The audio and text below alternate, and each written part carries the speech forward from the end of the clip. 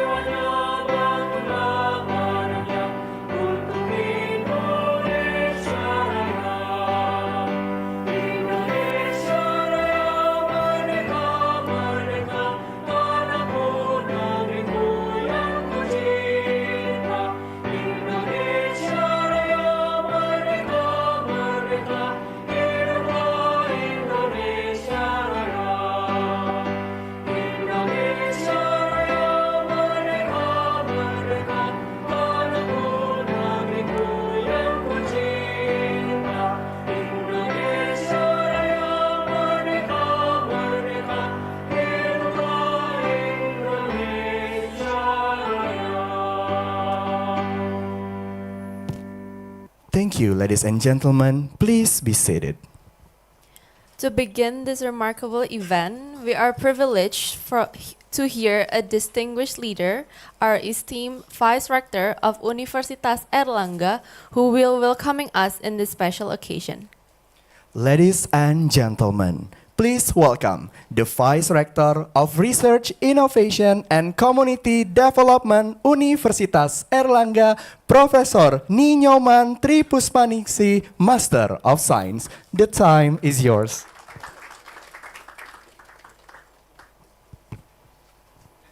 Assalamualaikum warahmatullahi wabarakatuh. Selamat pagi, salam sejahtera, salam sehat bagi kita semua. And good morning and greeting from Universitas Airlangga. So our Honorable, the representative from Government Office of East Java Province, the Assistant for Economic and Development, Regional Secretary of East Java Province, Bapak Muhammad Gunawan Saleh, Professor Arnold Tucker, the representative of LDA President, and also our Honorable Professor Paul Rabe, the UKNA and ASEAN Cities Cluster Coordinator of Leiden University, and our Honorable Ms. Junko Sagara from ASEAN Development Bank, who joined us maybe by online. So this program is by hybrid, online and offline. And also Mr. Arif Wibowo, the head of Research Center for the Conservation of Marine and Freshwater Resources, National Research and Innovation Agency. Our Honorable Dr. Muhammad Irfan Saleh, and also the major city and regency leader in the province of East Java. So we call it Bupati, Jawa Timur, di sekitar Sungai Brantas, Jawa Timur. Juga the dean and also the director academic community and also the keynote speaker who attended this workshop today.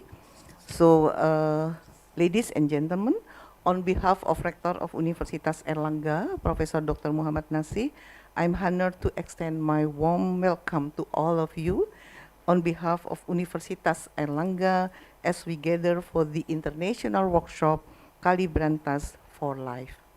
This workshop is a result of collaboration not only with our distinguished partner Leiden University, Delft University, and Erasmus University, but also in cooperation with the East Java Provincial Environmental Agency. Distinguished participants, Universitas Airlangga always places a great emphasis on research and community services as central pillar of our mission.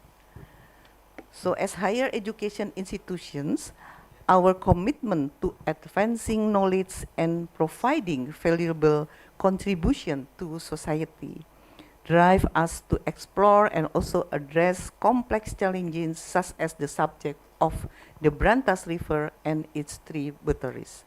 The Brantas River, along with its surrounding streams, serve as a very vital resources for the residents of 16 regency and cities in East Java.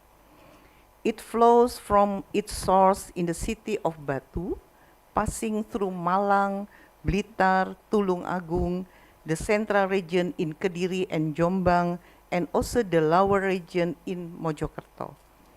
Further downstream, it branches out through Surabaya, through the Wonokromo River and Kalimas and Sidoarjo, through the Porong River.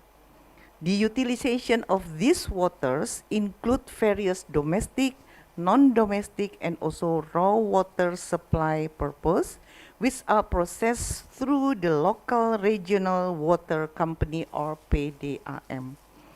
The policy of regional autonomy presents a unique challenge in managing the Brantas River, given its division into upper, middle, and lower region, each with the distinct issues.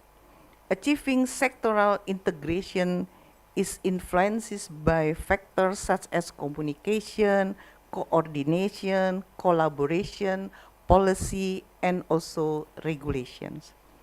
Therefore, the purpose of this workshop is to enhance the communication, coordination, and collaboration among various sectors, ultimately fostering integration and also alignment of policy and program, particularly in Brantas River management.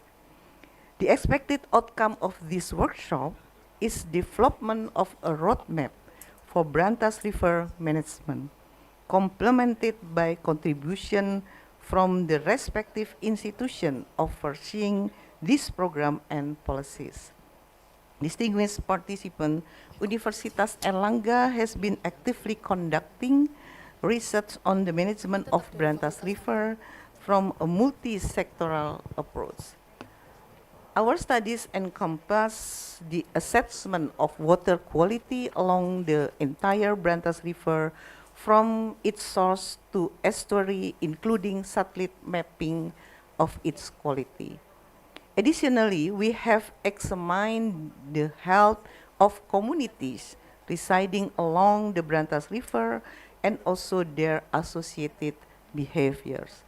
Therefore, we believe that this workshop provide an invaluable opportunity for us to collectively address the challenges and opportunities presented by the Brantas River. It serves as a platform for dialogue, learning, and collaboration among a diverse array of stakeholders. And also we are hopeful that it will lead to effective strategies for the sustainable management of this vital natural resource. Ladies and gentlemen, allow me to extend my heartfelt gratitude to Leiden University, Delft University, and Erasmus University, the organizing committee, speakers, moderator, and all participants who have dedicated their time and energy to make this conference a reality. And also in this very happy and welcoming morning for the workshop, I also appreciate to Dr. Marik. He's very actively coordinate for us. And also in the future, maybe the next week, we will also build a new consortium of Indonesia and Netherlands. So there are 5 universities from Indonesia: Universitas Airlangga, Universitas Indonesia, Universitas Gadjah Mada, and ITB, Institute of Technology Bandung, and the one university from Kalimantan, Universitas Mula Warman, to join together with the consortium of LDE, Leiden, Delft, and Erasmus. So then this, I think this consortium Indonesia Netherlands will have a very important role for Indonesia. Actually, East Java will be represented by Universitas Airlangga, and then Central of Java will be represented with Universitas Gadjah Mada, and also the west of Indonesia will be also representing with the Universitas Indonesia and also ITB, and the last one in Kalimantan will be representing by the Universitas Mula Warman. So with this kind of the brands or representative of the researcher from the 5 consortium in Indonesia and also the 3 consortium in Netherlands, we can do together. Especially like Brantas River, it will becoming like a model, Dr. Marik. And then we have another very important resources of water. This is like Citarum River in west part of Java, and also in the central of Java we have Bengawan Solo. So in the eastern part we have also Kali Brantas. So it's mean that 3 kind of this river is very, very important for our society, and also then in Kalimantan. So I think we are really appreciate with the all experts who join us today from the LDE. So also appreciate from all the representative from the East Java province to join hands in hands together in this workshop. So to discuss anything about the policy and coordination our next program to do more implementing the research and also giving education for our society and also give the good impact for our province and our all the community because this river is this very vital resources of water for our life.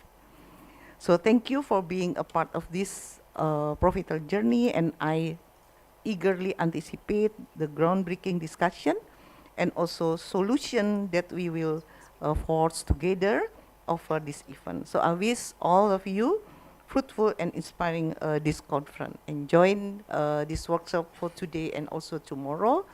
And on behalf of East Java Province, Professor Bapak Muhammad Saleh, tomorrow our government, because she cannot join us today, she have to go to Jakarta. So Dr. Kofifa, our government of East Java Province, would like to invite all the participants to Grahadi tomorrow evening to join the welcome dinner together with the government of East Java with Ibu Kofifa. So I hope that all of you still join this program tomorrow, and after that we will together to meet our government, and then welcoming dinner together and talk many things that we can discuss with the government. Thank you very much. Wassalamualaikum warahmatullahi wabarakatuh.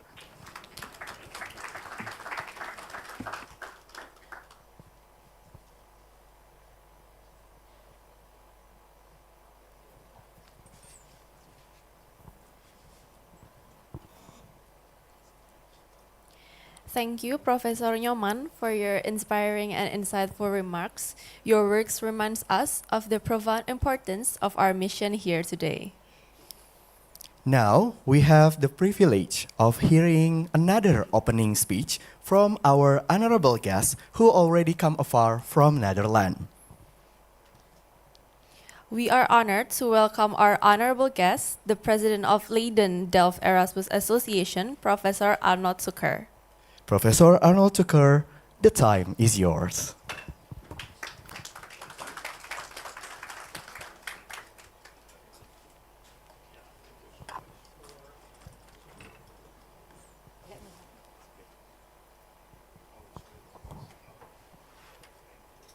Okay, thank you so much for this very nice announcement. Dignitaries, representatives of this university, representative of the municipalities, representatives of the East Java province.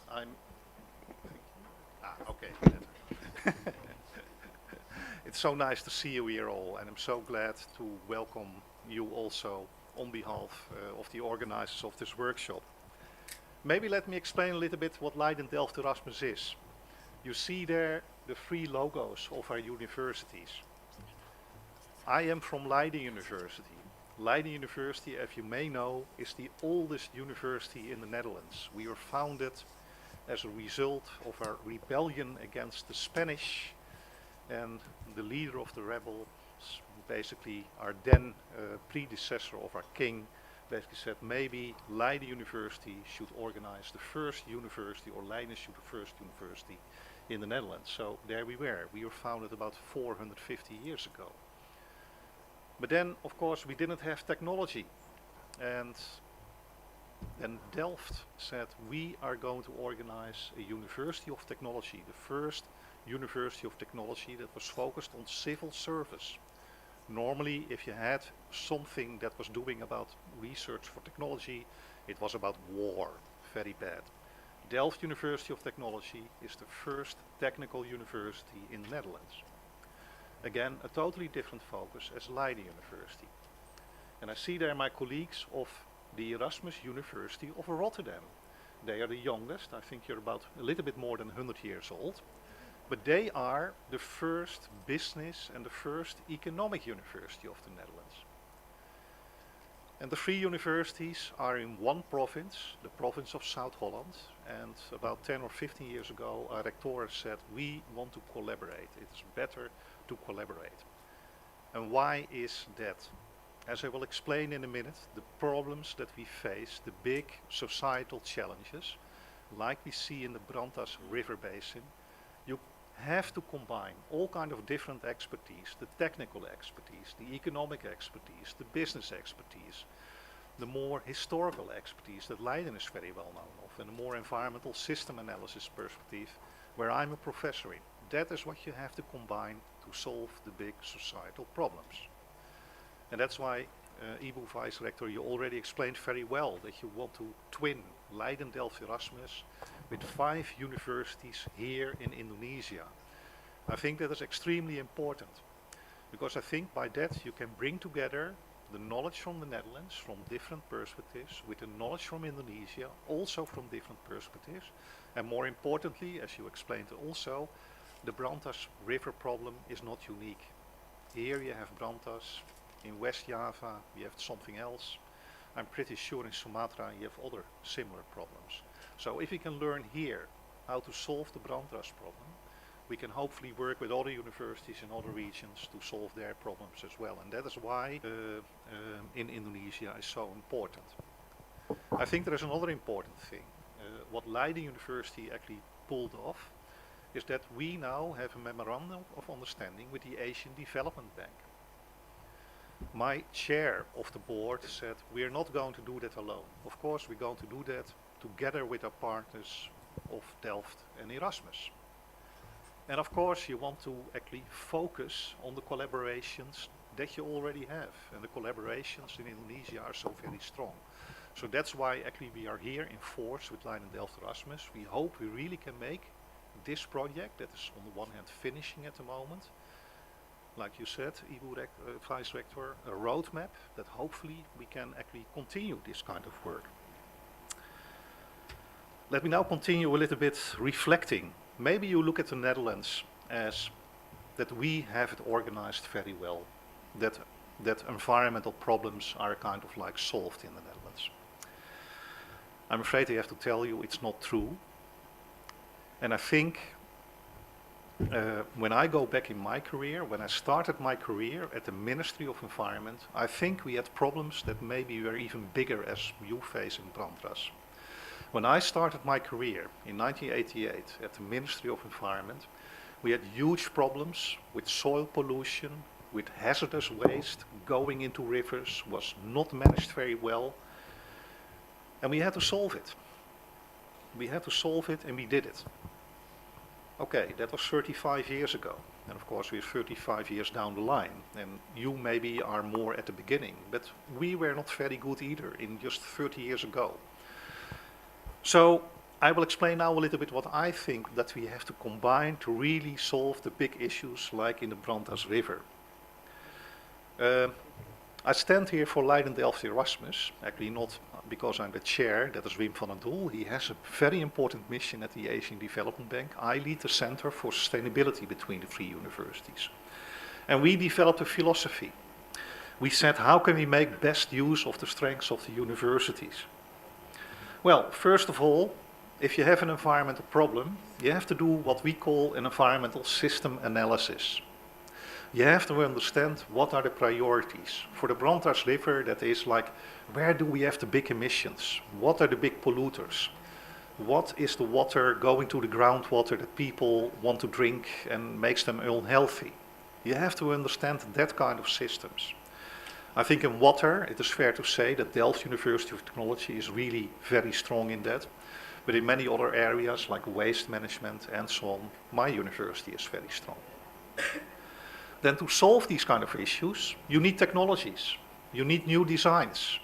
I can imagine if you really can develop cheap water treatment on a local scale, that is very important for the kind of problems that you face in the Brantas River area. And again, of course, Delft University of Technology is the key knowledge provider in the Dutch context. I don't know exactly, but I'm pretty sure that here in Indonesia you will have universities that also are very good at that. But okay, you can have a lot of technologies, but if no one implements them, nothing is going to happen. Then you have to go to my friends of Rotterdam. They know exactly when business are going to move or not. They know when civil society is going to move or not, when the incentives are right to really do the right thing. And of course, you also have to be realistic. It will not always be that business is going to do things just out their own right. If it costs too much money, the problems we faced 30 years in the Netherlands were like landfill and incineration was too cheap. Of course, dumping was too cheap. That costed nothing. We had no enforcement.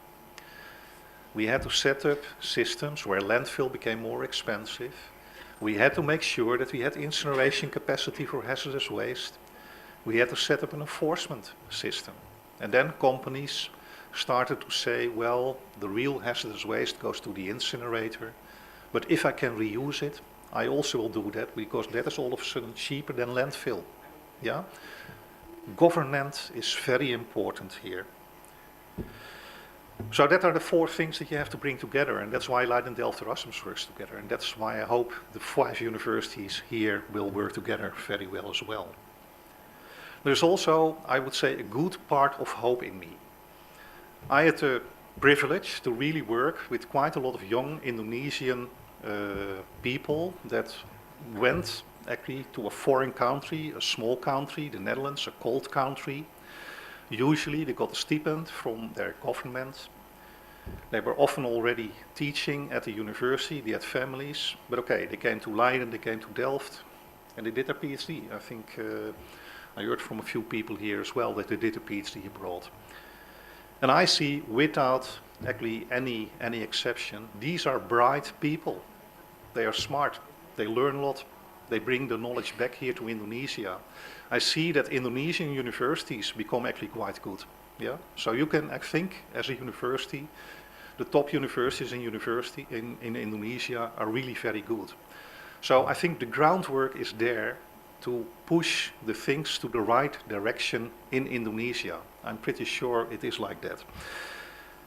The main issue is that when you see these problems, like in the Brantas River, I think I counted, you said already, Ibu Vice Rector, 16 cities or municipalities. You have a provincial government, you probably have a water management authority, you have a legislative authority. It is all kind of, you have the interest of business. What you often see in these kind of situations is that one person wants to go in that direction, the other person in that direction, and the other person there.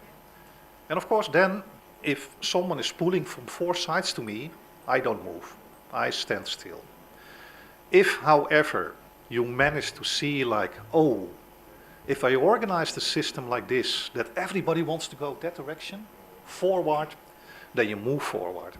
So I think the most important thing here in this workshop is to see how you together can move forward. Build a roadmap, work together. Why is it difficult for you to make a step? Maybe you need a bit of help from another party. How can you make it together? How can you make it work? And then I'm for sure that after 3 days, we will end up with a nice plan that really has a good chance of implementation. Thank you for your attention, and I wish you a very good workshop.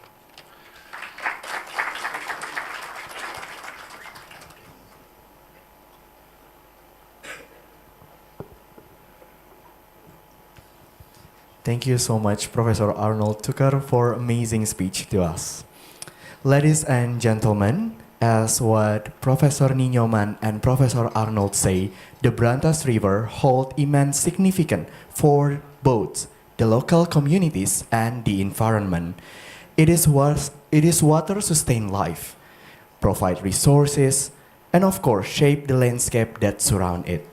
Today, we have the privilege of delving into this topic with an expert who will illuminate the importance and the challenge of this vital resource. Certainly, we have now reached the core of this event, where we delve into the heart of the matter. It is our distinct honor to introduce you to our first keynote speaker, a person of a great importance and influence in this region of East Java province, as he addresses us on the topic of Brantas River as source of life. In this session, our esteemed moderator, Dr. Niko Azari Hidayat from the Faculty of Advanced Technology and Multidiscipline, Universitas Airlangga, will guide us through this exploration, and we invite you to engage actively and thoughtfully in this discussion. Ladies and gentlemen, without further delay, please join us in welcoming the representative of Governor of East Java, Assistant of Economic and Development of East Java Province, Insinyur Muhammad Gunawan Saleh, Master of Management, and also Dr. Niko Azhari to come to the stage. The stage is yours.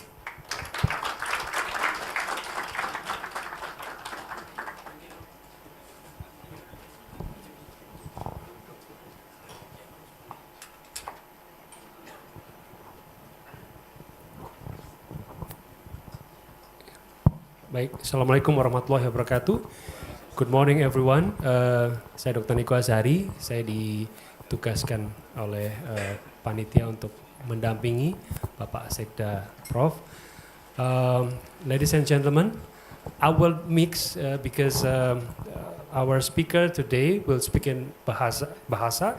Later on, I will translate what is the idea from him and also to Brantas River of Life. Mungkin silakan Bapak bisa presentasi. Terima kasih.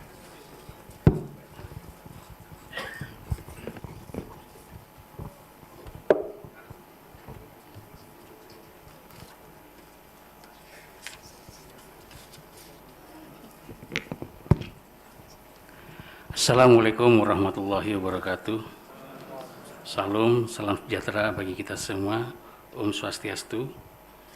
Yang terhormat Wakil Rektor Bidang Riset, Inovasi dan Community Development, Profesor Ninyo Mantri Puspaningsih. Yang terhormat delegasi Belanda yang hadir mewakili Presiden LDA, Profesor Arnold Zeker. Yang terhormat Bapak Ibu yang mewakili dari kabupaten kota, 16 kabupaten kota yang dilalui oleh Kali Brantas, Sungai Brantas. Kemudian segenap kepala OPD dari lingkungan hidup provinsi, serta tamu undangan dan masyarakat serta jurnalis, media massa dan hadirin semua yang berbahagia.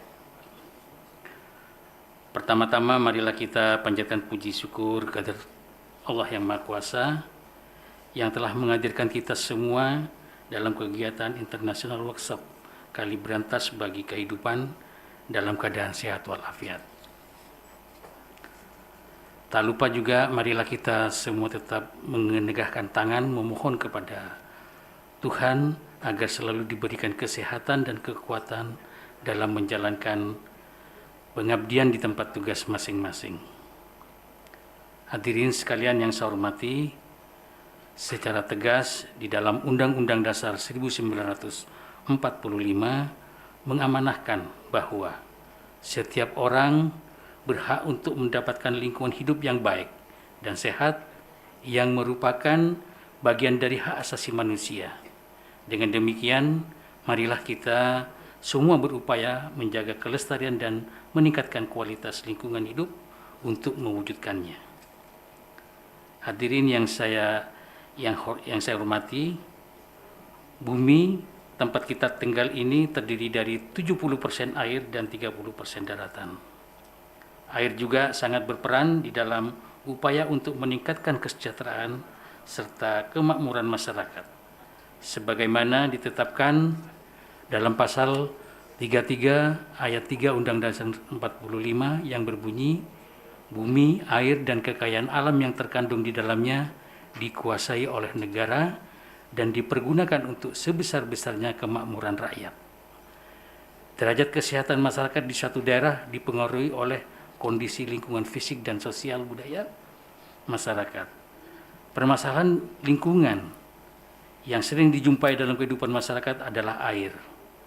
Air merupakan salah satu komponen pembentuk lingkungan sehingga tersedianya air yang berkualitas mengindikasikan lingkungan yang baik. Hadirin sekalian yang saya hormati, Kali Brantas adalah wilayah sungai yang luasnya menduduki seperempat dari Provinsi Jawa Timur. Dengan panjang ruas sungai mencapai 320 km, Kali Brantas menghidupi 16 kabupaten kota yang dilewatinya. Mengingat begitu besar dampak Kali Brantas ini bagi masyarakat Jawa Timur, maka langkah pengendalian penyemaran dan kerusakan di Kali Brantas menjadi agenda prioritas pemerintah Provinsi Jawa Timur melalui navigasi program Nawabakti Satya yakni Bakti 9 adalah Jatim Harmoni. Hadirin sekalian yang berbahagia, kegiatan workshop Kali Brantas bagi kehidupan ini diharapkan dapat mensinergikan peran pemerintah, akademisi, tokoh masyarakat untuk duduk bersama membahas solusi konkret untuk kelestarian Kali Brantas. Kegiatan ini diharapkan dapat menghasilkan pemikiran-pemikiran dan langkah strategis yang mendukung meningkatnya daya dukung dan daya tampung dari Kali Brantas, sehingga dapat mengembalikan fungsi ekologis sebagai sumber air bersih serta menghadirkan fungsi ekonomi dan sosial bagi masyarakat sekitar. Bantaran Kali Brantas diharapkan dapat menjadi tempat berkumpul bersosialisasi, berkreasi, dan menjadi sarana pendidikan lingkungan serta dapat meningkatkan perekonomian masyarakat sekitar. Pemerintah Provinsi Jawa Timur juga telah melakukan upaya-upaya dalam rangka pelestarian Kali Brantas ini, Sungai Brantas ini, diantaranya yang pertama, melalui Dinas Lingkungan Hidup Provinsi Jawa Timur banyak melakukan upaya pengembalian daerah tangkapan air pada segmen hulu, salah satunya dengan melakukan pengkayaan vegetasi dan pemulihan lahan bekas tambang. Kemudian juga monitoring kualitas air Sungai Brantas secara rutin dilakukan pengambilan sampel setiap tahunnya pada titik-titik tersebar di segmen hulu, tengah, dan hilir. Kemudian juga pemantauan kualitas air sungai ini dilakukan beberapa instansi terkait, diantaranya DLH Provinsi, Dinas PUSDA, Perum Jasa Tirta, dan BBWS Brantas. Yang selanjutnya juga pengawasan dan evaluasi terhadap industri di sepanjang Kali Brantas telah banyak dilakukan melalui program kegiatan patroli air susur sungai yang dilaksanakan lintas OPD, yaitu Jasa Tirta, DLH, BBWS Brantas, dan LSM. Kemudian ada penandatanganan antara Provinsi Jawa Timur dengan industri serta pembinaan usaha kegiatan melalui pusaka lingkungan dan pengendalian kewajiban industri dalam pengelolaan lingkungan melalui perizinan. Jadi setiap kali perizinan juga kita menyiapkan dalam rangka pengendalian lingkungan tersebut. Kemudian juga di dalam upaya yang selanjutnya adalah ada relawan Jatim Jogokali.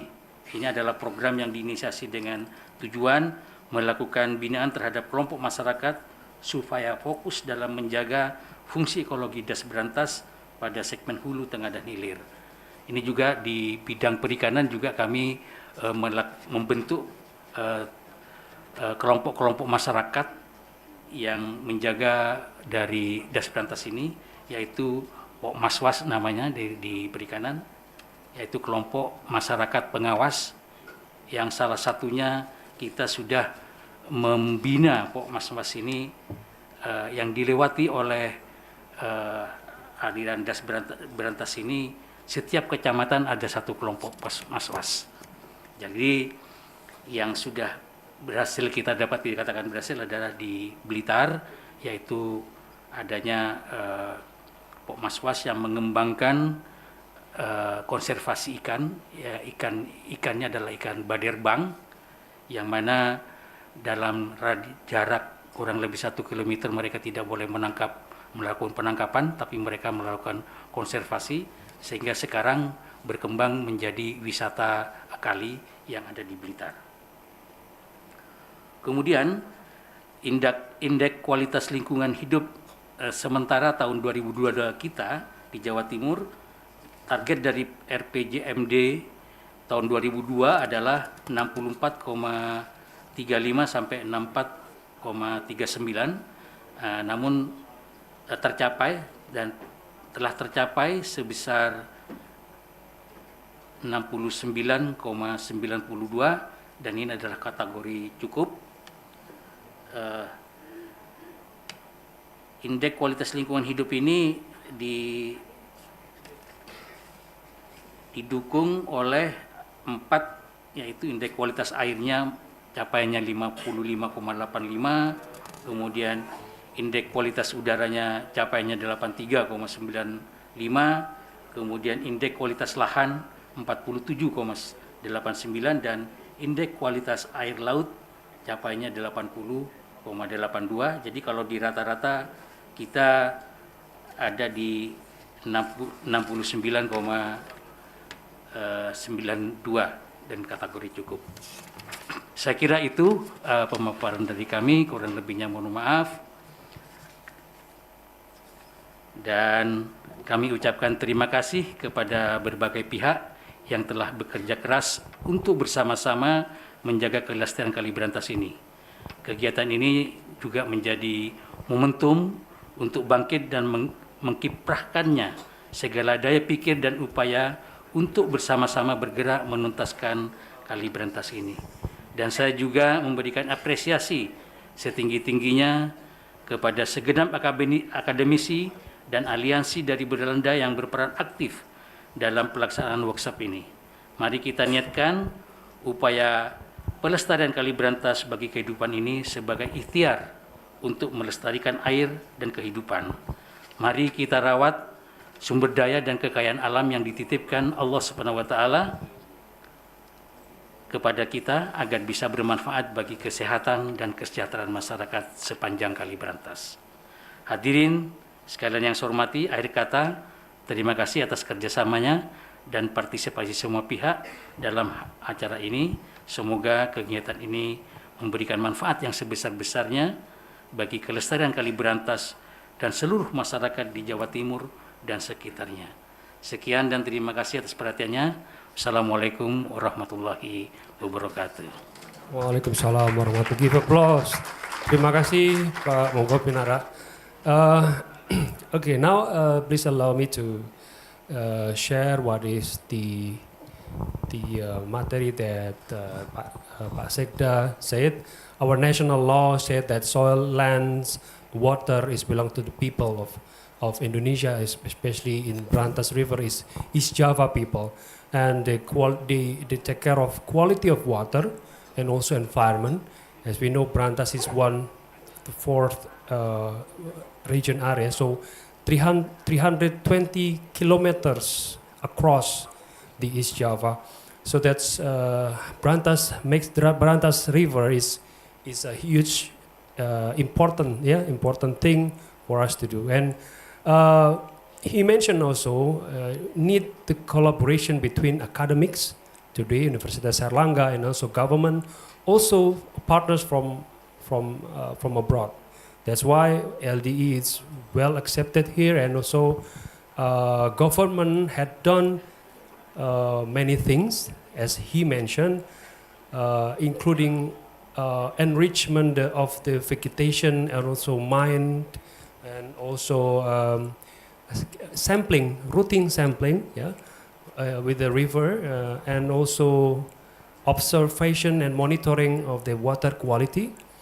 And government of province, East Java province, also do the observation and monitoring of industrial water maintenance, and also government makes the MOU with the industrial part, so that if there are industrial working nearby the river, we have to make sure that the industrial waste is not influencing the water.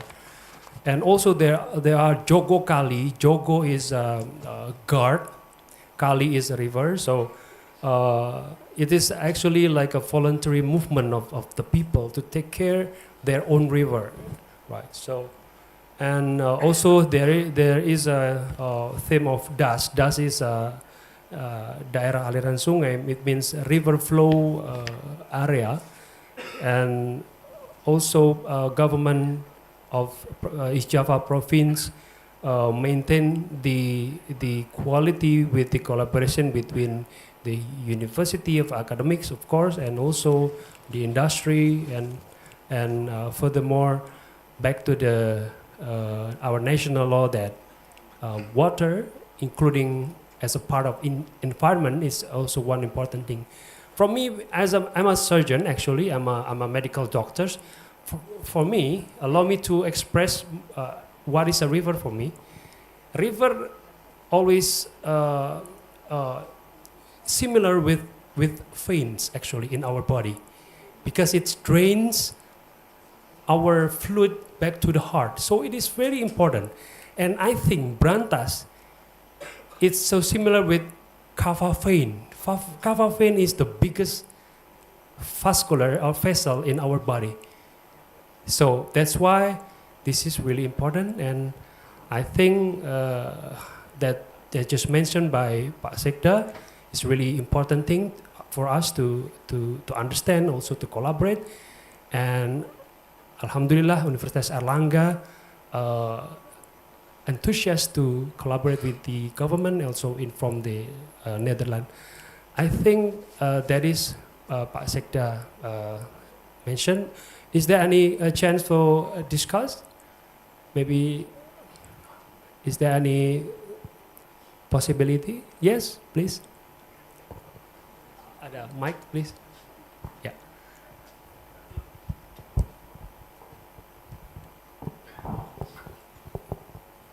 Terima kasih. Saya ada pertanyaan untuk Pak Sekda. Tadi dikatakan bahwa sudah diambil sampel dari beberapa titik di sungai. Saya ingin tahu, mungkin nanti juga akan dibicarakan ke workshop ke depan. Itu sudah dilakukan berapa lama? Dan pastikan itu diteliti di lab. Dan saya ingin tahu apakah ada perubahan waktu diambil sampel tentang polusi. Apakah menurun, meningkat, dan polusi itu terdiri dari industri, apa juga selain industri kan juga ada orang yang menggunakan sungai. Jadi saya ingin tahu saja apakah hasilnya seperti apa dan selanjutnya apakah ada tindakan yang bisa diambil. Terima kasih. Silakan Pak. Jadi dalam hal monitoring kami yang dilakukan secara berkala di Kali Brantas ini memang naik turun. Biasanya kalau pada musim-musim tertentu, biasa musim hujan, nah ini kita pengawasan kita juga tidak bisa mengawasi seluruhnya. Sehingga banyak para industri-industri yang nakal. Nah, pada waktu hujan mereka dibuang begitu saja. Tapi kalau tidak hujan mereka lakukan treatment. Karena untuk biar murah mereka gitu ya. Dan hasilnya memang selalu naik turun. Makanya pada waktu musim hujan kita sering melakukan yang jogo kali itu, sering mengawasi mana-mana kalau misalnya ada titik-titik tertentu sudah ada kelainan dari perairan, kita selalu ngecek ke di perusahaan tersebut. Nah, ini yang sudah kita lakukan. Tapi alhamdulillah dengan adanya pengawasan kita berkala, ini bisa ditekan sehingga tidak terlalu berdampak kepada lingkungan.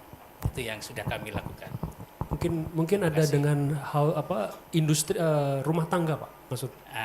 Kalau yang rumah tangga memang kita sulit untuk ini kan, tapi secara ini kami di setiap kecamatan yang dilalui kita dari Dinas Perikanan membentuk namanya kelompok masyarakat pengawas. Nah, ini yang memberikan sosialisasi kepada sekitar, karena kelompok masyarakat itu adalah orang setempat juga di situ, sehingga mereka melakukan sosialisasi kepada penduduk masyarakat sekitarnya untuk melakukan minimal mencegah tidak sampai terjadi pencemaran. Baik.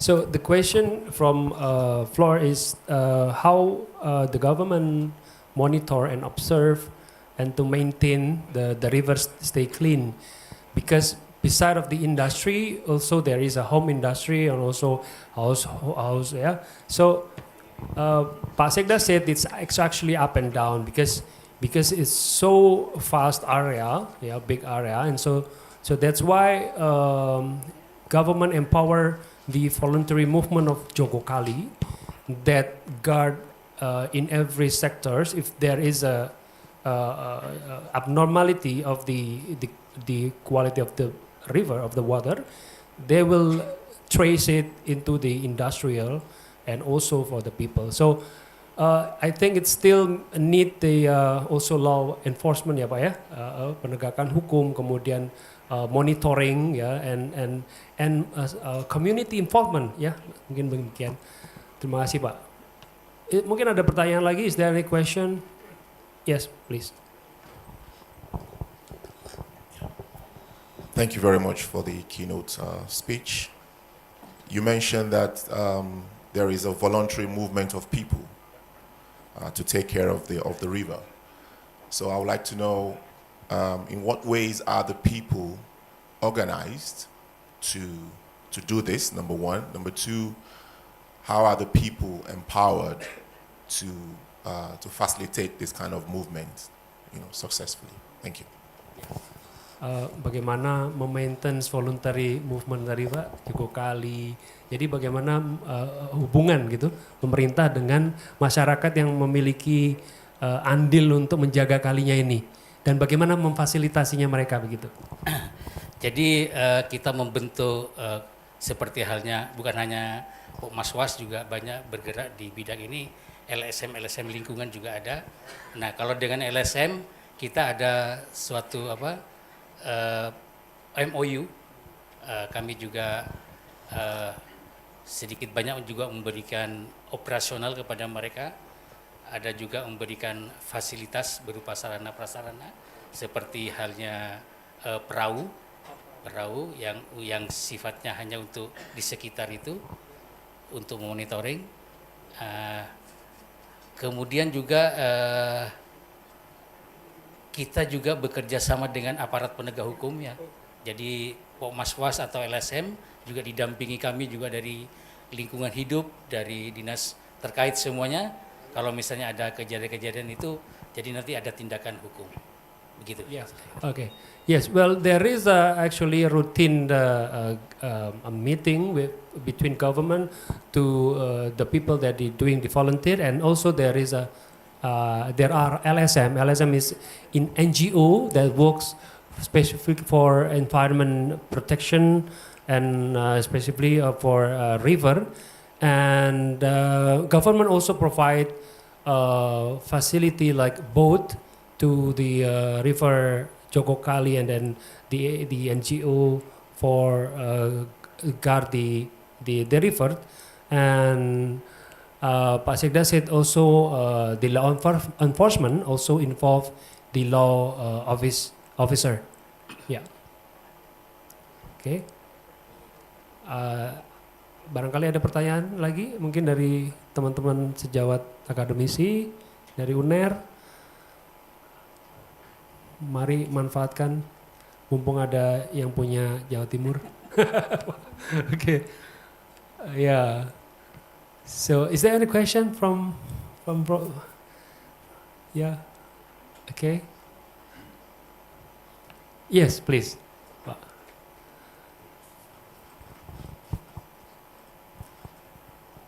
Terima kasih, Pak. Thank you for that presentation. Thank you both.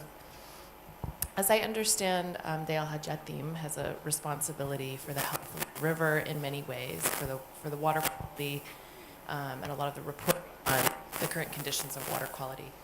But so many agencies control a lot of the pollution sources of the river.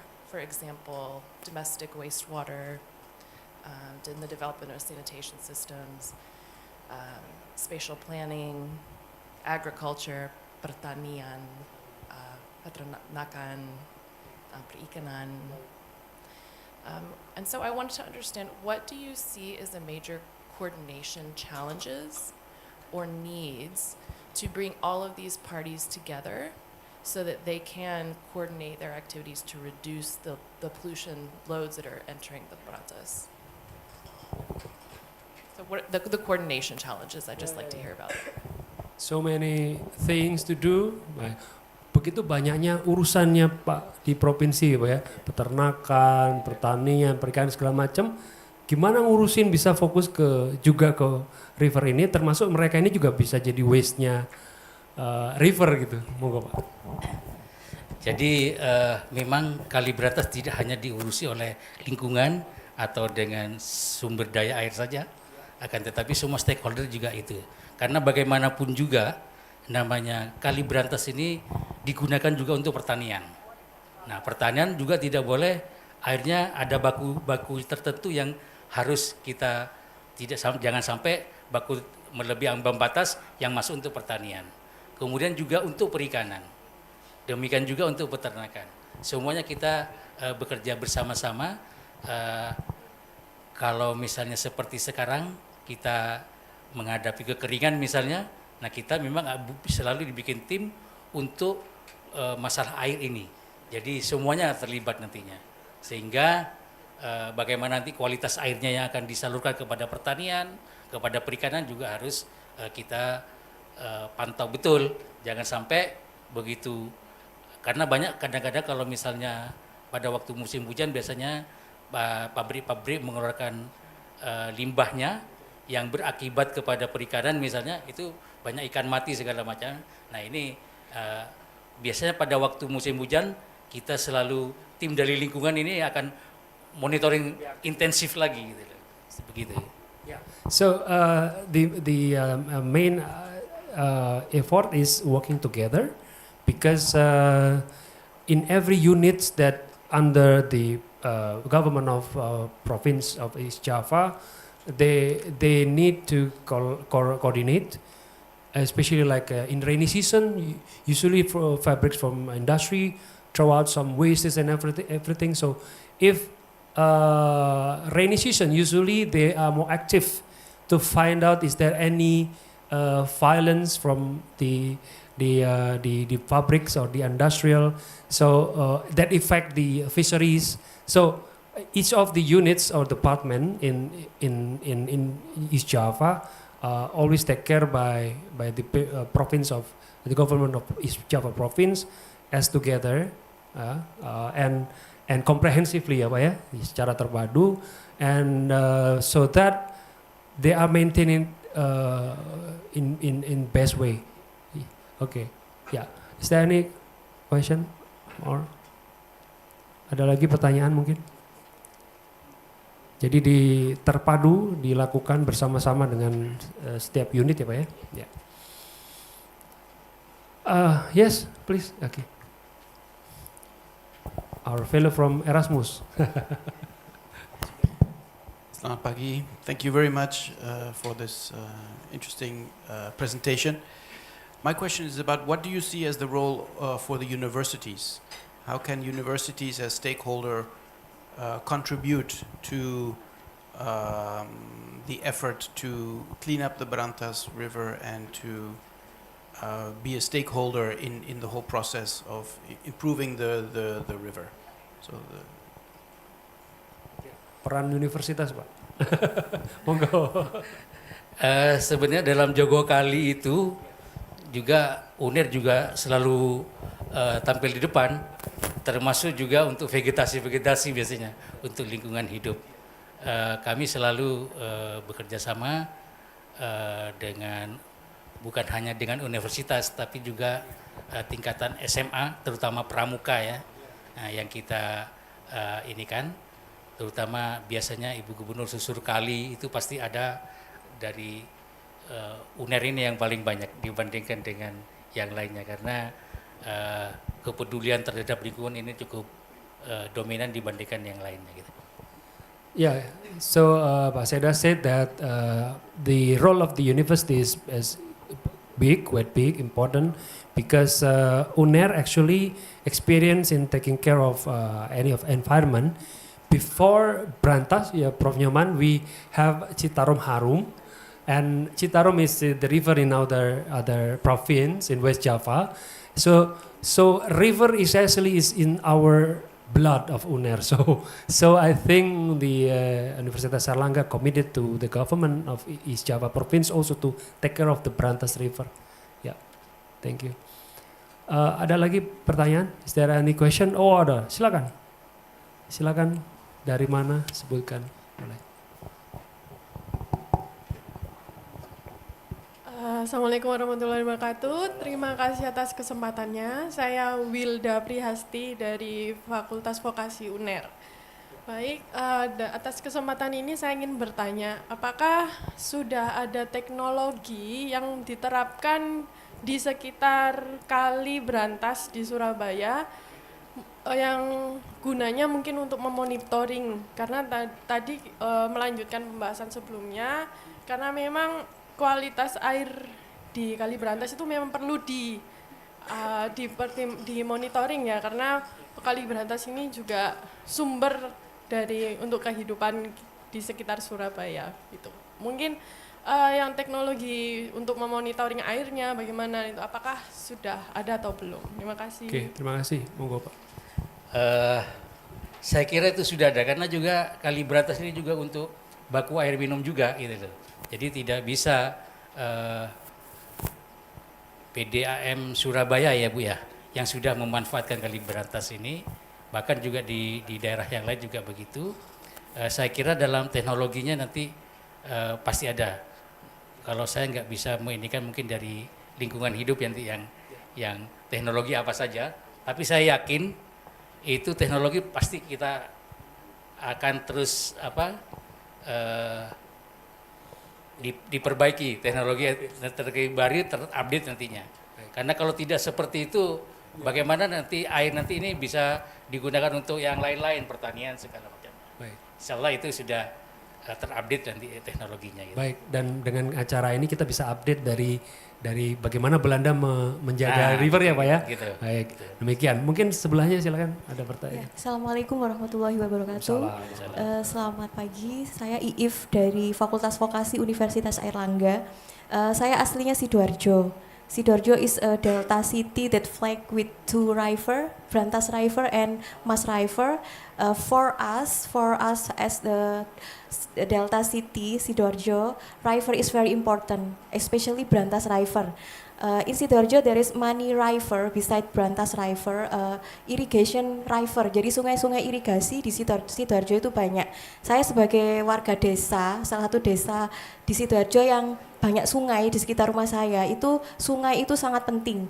Dan sungai di Sidoarjo itu kondisinya sangat buruk, banyak sampah, apalagi kalau musim kemarau sungainya tidak ada air, sampahnya terlihat dan itu sangat tidak indah untuk dipandang. Dan saya sangat ingin apa ya yang saya harus lakukan. Lah ini pemerintah adakah semacam program di Sidoarjo seperti Jogo Kali itu di Sidoarjo bagaimana, dan bagaimana kita sebagai masyarakat itu dan juga sebagai akademisi berperan untuk menjaga sungai kita itu agar bersih, karena sebentar lagi musim hujan itu akan ada sampah kiriman. Jadi ketika musim kemarau tidak ada air, ketika hujan sampahnya langsung banyak, dan itu biasanya dari Sungai Brantas yang ada di Mojokerto itu.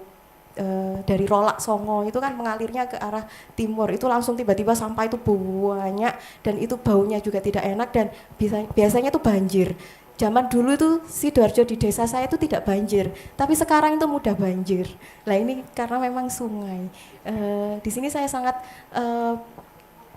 ingin berpartisipasi, tapi juga harus ada yang mensupport dari pemerintah itu. Bagaimana gitu. Terima kasih. Terima kasih. Assalamualaikum warahmatullahi wabarakatuh. Jadi memang sungai mungkin 20 tahun yang lalu di depan rumah kita bisa mandi di sana, airnya jernih, tapi dengan perkembangan zaman, banyaknya pabrik-pabrik yang mulai tumbuh.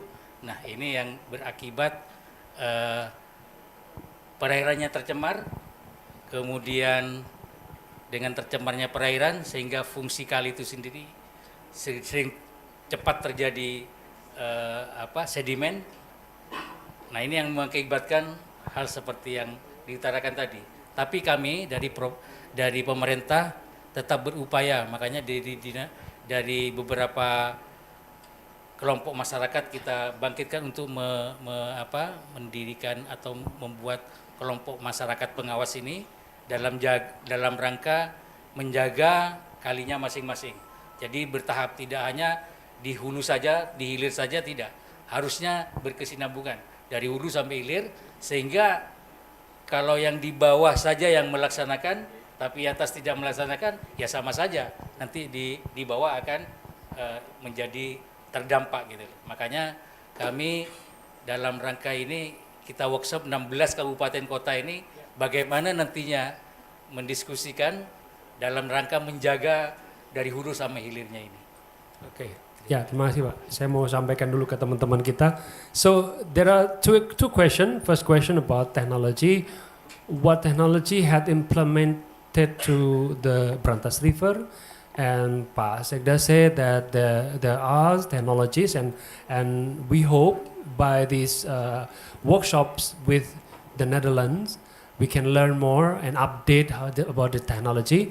And the second question is, she's also our lecturer from Universitas Airlangga, but she also, as the people of the river from Sidoarjo, so she mentioned that Sidoarjo there is a smaller river, branches from Brantas, that now have a problem of of waste of perhaps from home industry or from other industry. So how can we take care of this? So perhaps maybe she can be the ambassador of Jogokali from Sidoarjo, perhaps maybe from Airlangga itself. So ya mungkin jadi duta Jogokali yang untuk Sidoarjo, Mbak ya. Jadi there are possibilities. So that's why when we are working together, academicians and governments from also the private sectors, maybe it will be a best practice for us. Mungkin demikian. Baik, ada ya silakan Pak Bu Nurina, kita sampai jam berapa? Mungkin bisa diinfo. Silakan, mungkin yang mic-nya di belakang. So many enthusiasts question about Brantas River today. Alhamdulillah. Silakan. Oke, baik, terima kasih Pak Sekda izin bertanya. Perkenalkan, nama saya Agung Santoso dari SDGs Center UNER ya Bapak. Sebenarnya ada 2 pertanyaan yang ingin saya tanyakan Bapak. Yang pertama itu adalah terkait dengan apakah dari pemerintah Jawa Timur itu sudah memiliki roadmap Bapak ya, roadmap terkait dengan pengelolaan kali di Jawa Timur gitu. Seperti kami di SDGs itu kan ada targetnya 2030 mencapai sekian persen gitu. Itu yang pertama Bapak. Kemudian yang kedua, apakah sudah ada role model yang ingin dicapai? Misalnya kalinya akan berbentuk seperti di Jepang, pengelolaannya seperti ini, bentuknya seperti ini, ataukah seperti di Belanda, bentuknya seperti ini dan seperti ini gitu. Mungkin itu yang saya tanyakan Bapak. Terima kasih.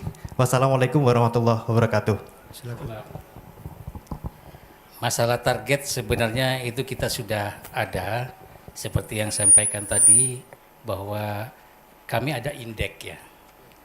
Indeks untuk indeks kualitas air misalnya.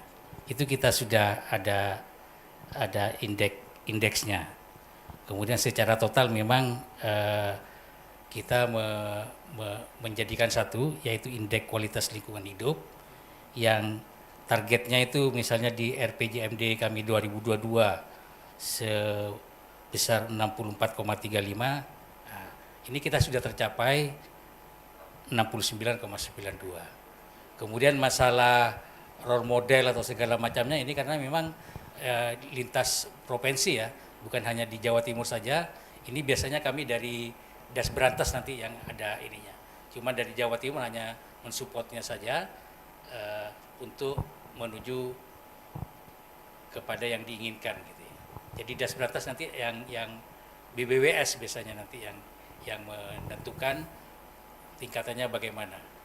Provinsi hanya cuma mensupportnya gitu. Terima kasih. Baik, yeah. So the question asking about whether any roadmaps, how the government of East Java province taking care of the river, maybe like Japan taking care of the river, also Netherlands. Pak Sekda answered that there are actually targets and achievement from the authority of the government. There are some sort of criteria that they already achieve. But perhaps if I can add more, if we understand Netherlands River, we can see the beauty cafe beside of the river, right? Maybe because it's a very huge of Brantas, maybe we can build restaurant. So if perhaps we can build restaurant, so government will maintain the cleanliness of the river. And how to take care of as a tourist aspect.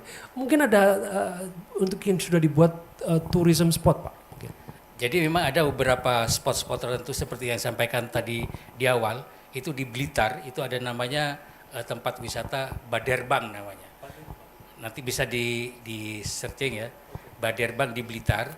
Itu awalnya mereka kelompok masyarakat yang menjaga perairannya dari pencemaran oleh limbah rumah tangga, sosialisasi ke rumah tangga, kemudian penangkapan ikan yang tidak ramah lingkungan, menggunakan setrum, menggunakan potas, menggunakan bom segala macam. Nah ini akhirnya mereka mengkonservasi daerahnya, yaitu mengkonservasi namanya ikan baderbang. Jadi di sepanjang 1 kilometer, kurang lebih 1 kilometeran, mereka disampaikan kepada masyarakat sekitar tidak boleh dilakukan penangkapan. Tapi dikasih terus-menerus ikan baderbang. Itu adalah binaan perikanan provinsi dulu. Nah, sehingga sekarang itu sudah menjadi wisata. Jadi ada di bantaran sungainya dibangunkan semacam restoran kecil-kecilan, kemudian juga ada wisatanya. Jadi ada kita bantu kapal kecil untuk mengelilingi area kurang lebih 1 kilometer, dan kita menjual pakan mereka, pakan ikan, kemudian pakannya dan keluar ikannya sangat banyak sekali. Kalau misalnya musim kemarau ini akan terlihat sekali. Jadi airnya karena bening di sekitarnya. Itu yang, dan banyak juga di daerah-daerah lain juga mengikuti seperti itu. Jadi pemberdayaan masyarakat istilahnya. Luar biasa, luar biasa. Tepuk tangan dulu untuk Pak Sekda. So yeah, my guess is right. I mentioned about the cafe in Netherlands River beside cafe. Tourism is also actually built in Blitar. Maybe Prof Nyoman, someday we should go to Blitar and also to duplicate more to the river, the other cities.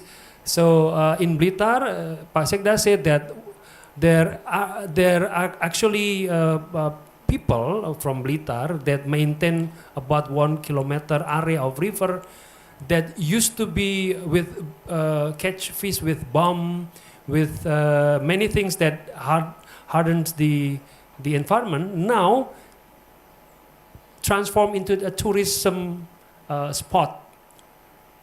They put many fish called baderbang fish. So I think it could be a good spot of tourism there for the people. Oke, terima kasih banyak Pak matur nuwun atas diskusinya hari ini. Kami dari Universitas Airlangga mewakili pimpinan juga matur suwun atas rawuhnya dan sharingnya dengan para tamu juga dari akademisi dari Belanda. Matur nuwun. Jadi sekian kami tutup acara diskusi hari ini bersama dengan Pak Sekda. Wassalamualaikum warahmatullahi wabarakatuh. Waalaikumsalam.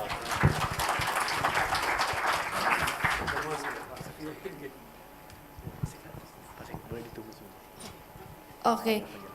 Thank you, Mr. Muhammad Gunawan and Ms. Dr. Niko Azari Saleh for the fruitful discussion. So after this, we invite our Vice Rector of Universitas Airlangga, Professor Nyoman, to give a special appreciation for our speakers. Okay.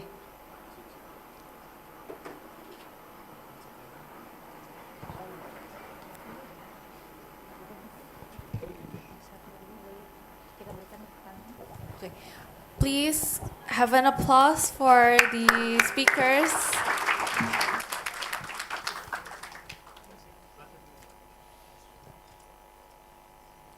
Thank you so much, Mr. Muhammad Gunawan Saleh and Professor Ninyoman, and also delightful thank you to Dr. Niko Azhari as our moderator in this session.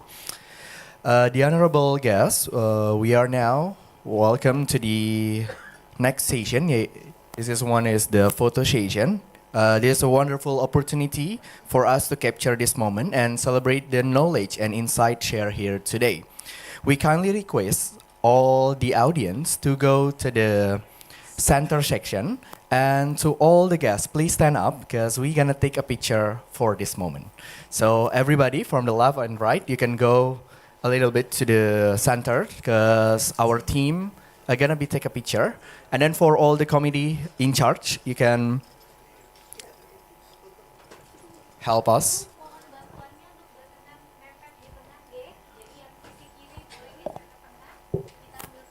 Yeah, you can move to the center. Okay. Watch out the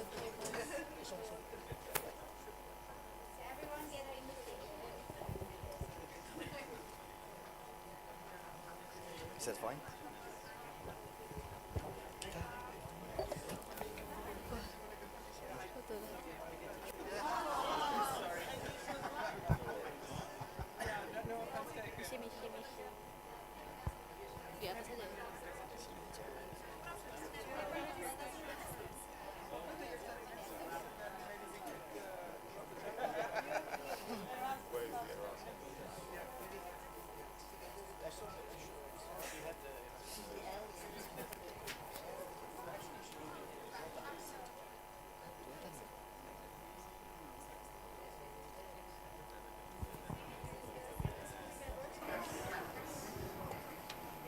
Okay, I think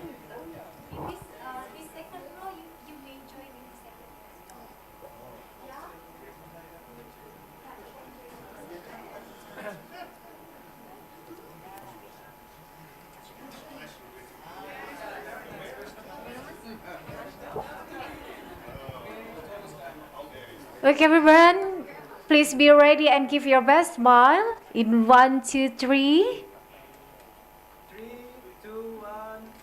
One more time with happy face. 1, 2, 3. Just expect tomorrow is the payday. So give your best smile. 1, 2, 3. Say Brantas, everyone. Okay, let's have big round of applause to everyone. Thank you so much.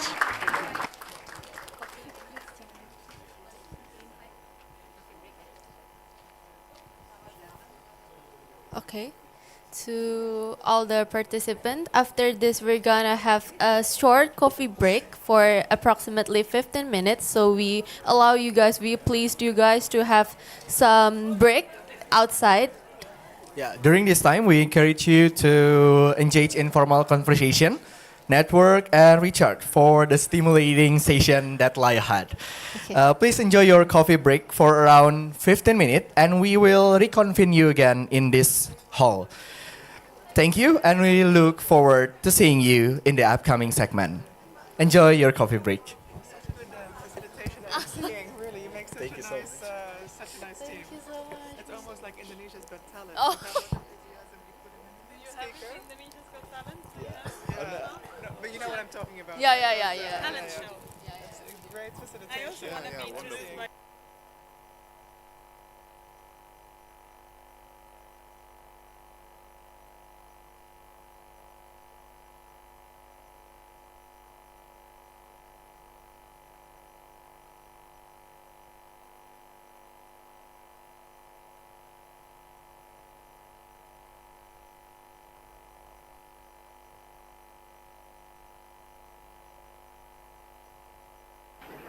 Bapak Ibu yang lain, monggo ngaturaken yang mau kopi, teh, bisa di sisi kiri dari ruangan ini.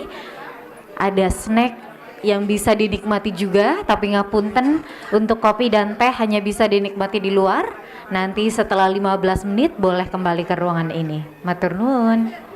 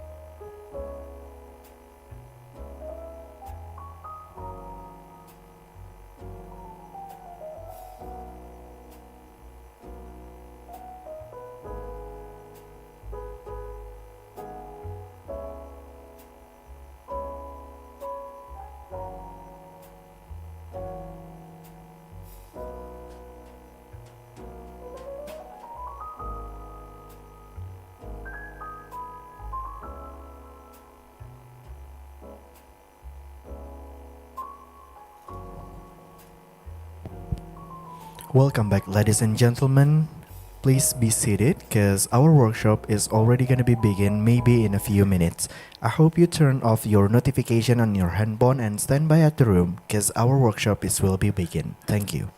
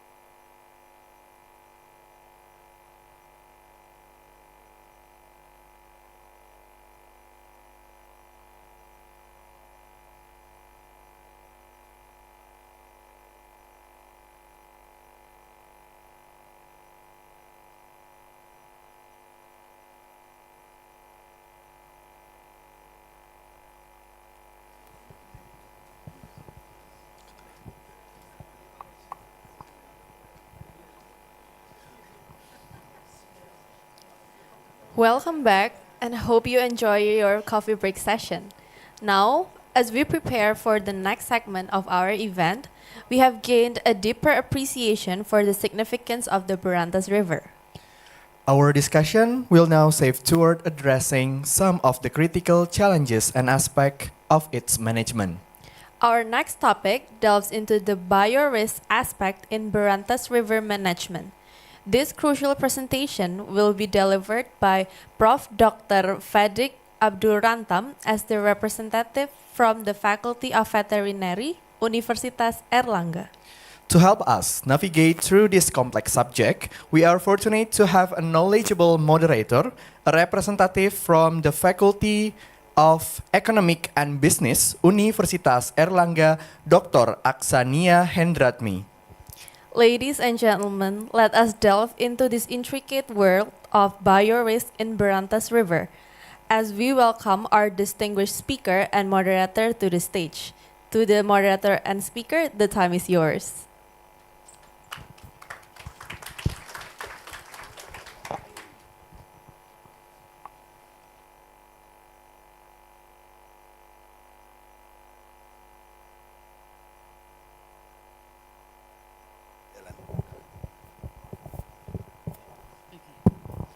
Okay, Bismillahirrahmanirrahim. Assalamualaikum warahmatullahi wabarakatuh. Ladies and gentlemen, I hope you enjoy your coffee and recharge gitu ya. I great to see everyone back. So, good morning, ladies and gentlemen. Vice Rector of RICD, Prof. Nyoman Tri Puspaningsih, and then from LDE Consortium, Prof. Alnor. And of course, all honor participants, welcome to workshops.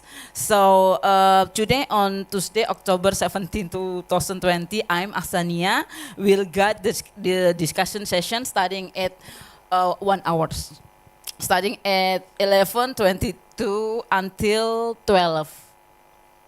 Okay, today we gather not just as individuals, but as a community bond, by common goal to explore, discuss, and empower ourselves with the knowledge and strategies necessary to protect and rejuvenate the lifeblood of our regions, the Brantas rivers.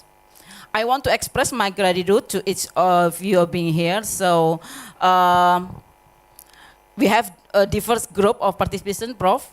Today we including expert, community leaders, government representative, student, and all the concerned citizen with a shared commitment to our environment, especially to Brantas rivers. Ladies and gentlemen, for the next 1 hour, we have two sessions. First, the first material from Professor Dr. Fedik Abdurrantam,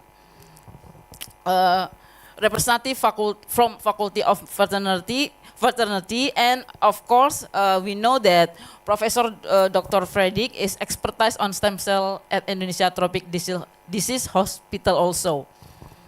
Okay, before we proceed with our first speaker, it is crucial that we understand the significance of the topic at hand, the Brantas River. A lifeline of our regions faces a range of challenges, one of which is the complex issue of biorisk. These are factors that impact the river's ecosystem, biodiversity, and the health and well-being of the community that rely on it. Our first speaker today will delve into intricate realism of biorisk, especially in basic aspect in biorisk management and satellite of the various threat, potential solution, strategies, and mitigation. Right, Prof? Okay, so we pray to welcome our distinguished first speaker, Professor Dr. Fedik Abdurrantam. Time is yours. Thank you to moderator. Sorry, I stand here. So I think international workshop Brantas River of Life, I think in the recent a very important thing because so many kind Indonesia, special and tropical country. So I think this is a workshop very important how to make clean like Brantas, for example, because Brantas is second big river in East Java. The first, I think, Solo River. So also this in the same and long way, Brantas and Solo River. So today I will to talk about slide, please. I will talk about the biorisk aspect, Brantas River management. So this is, I think, talk about the biorisk, not only contaminant to the water like microba and etc., but maybe in the future. So the impact correlate with the economy, for example, economy like bioterrorism too, not only to the how to kill person, how to kill animal, but environment is a very important thing. So this is a point.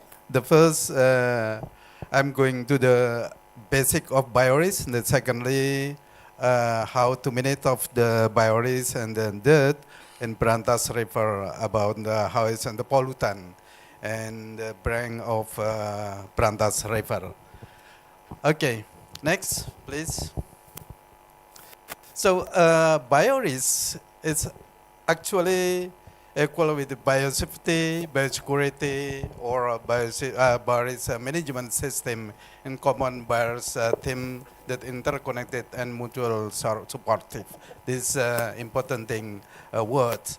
And then how to assessment, for example, to control, for example, many kind like assessment, mitigation, performance, a simple but effective model for managing of biorisk.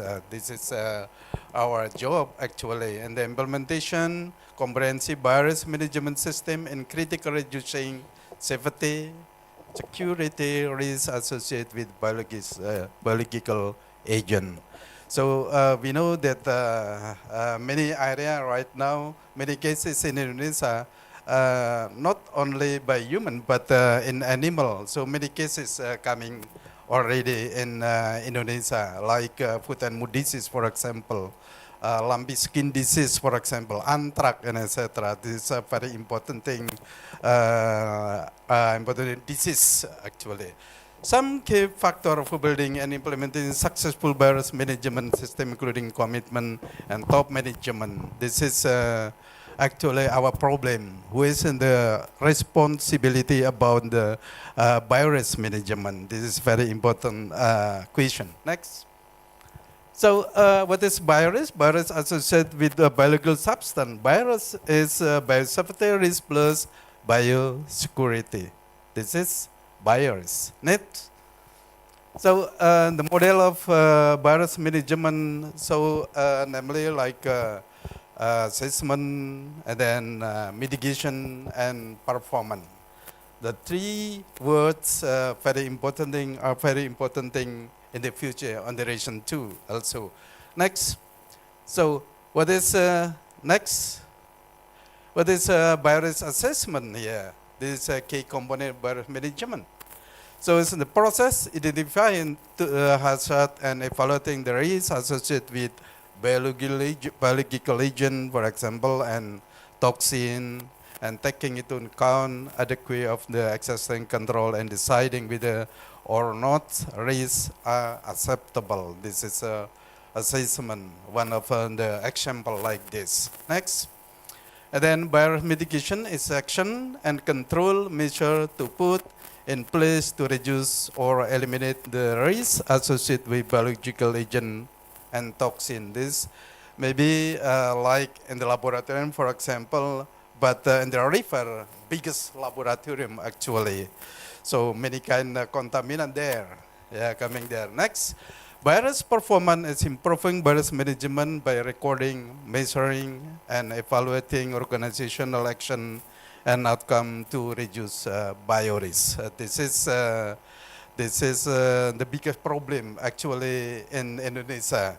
Also, this is how to manage of the management biorisk still ongoing. Next. So, biorisk management strategy. So the first describe work activity and then to identify of hazard, identify any threat and determine of risk. For example, here, if decide whether or not risk is acceptable, if yes, to be continued. I think proceeds with works and monitoring control. But if no, this is our problem actually. Prepare risk control, action plan, implementation control measure, and then refer or close or project, review adequacy of the plan. This is, I think, according related with some question before this problem in the river, actually.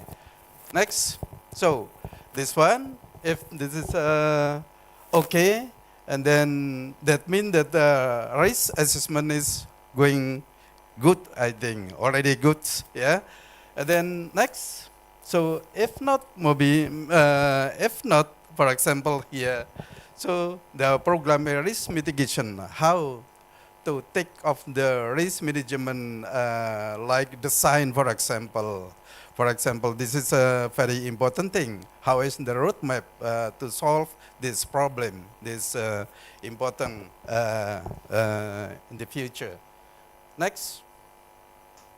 So there are pillars of biosecurity risk mitigation. The first, information security, for example, physical security, personal security, transport security, I mean, material control and accountability. This is a program, how is to manage of the biosecurity. This is how to incorporate between step by step, for example. This is like in laboratorium, but the river, I think, the model, but I think similarly, how to manage of the biorisk in the river. Next. So like the one, the concept of biosecurity risk mitigation, graduate security protection, and balance security. Next.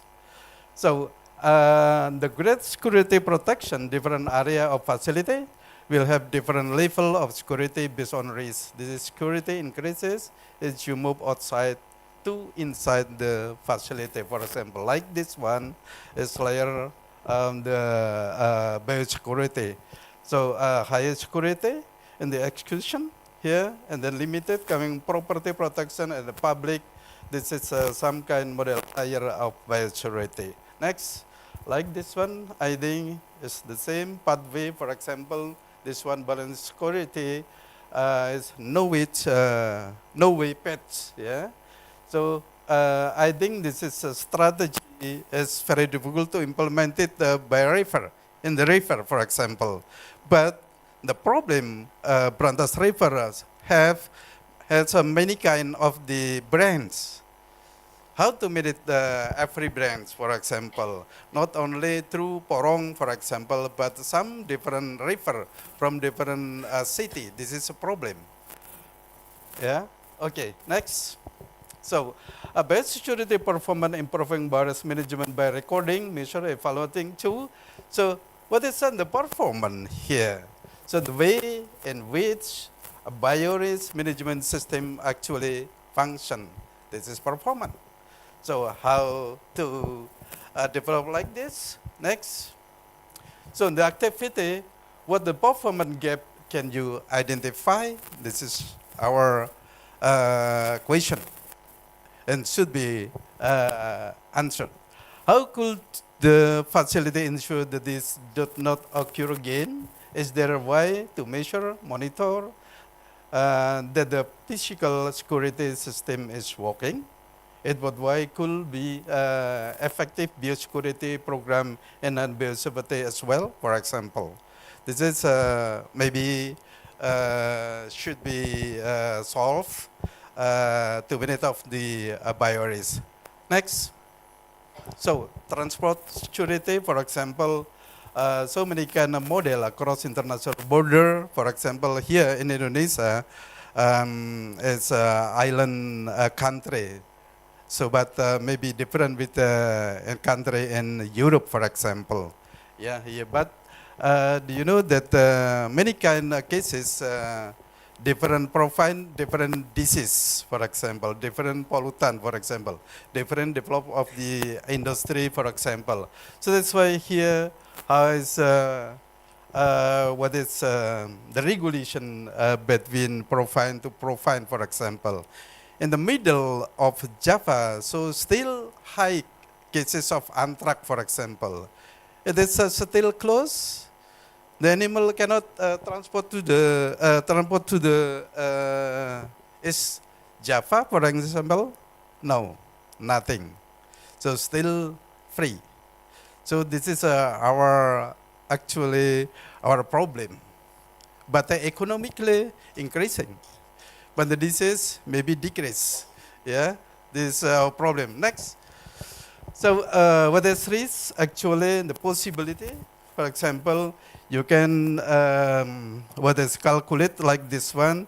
Maybe the risk you can define like very low, low, middle, high, high, or very high. Actually, so depend on the possibility, likelihood, or consequences. Next. So, how is the Brantas River, Surabaya River, for example, like this one? This is Brantas River in the what is the blue color, and blue-black color is Mas River, Sungai Mas. Yeah? So like this one. This is a blue color like Brantas River. So getting many can bring from a different small river in East Java, for example, like this. So that's why the pollutant so very different between Sungai Mas, Mas River, and Brantas River.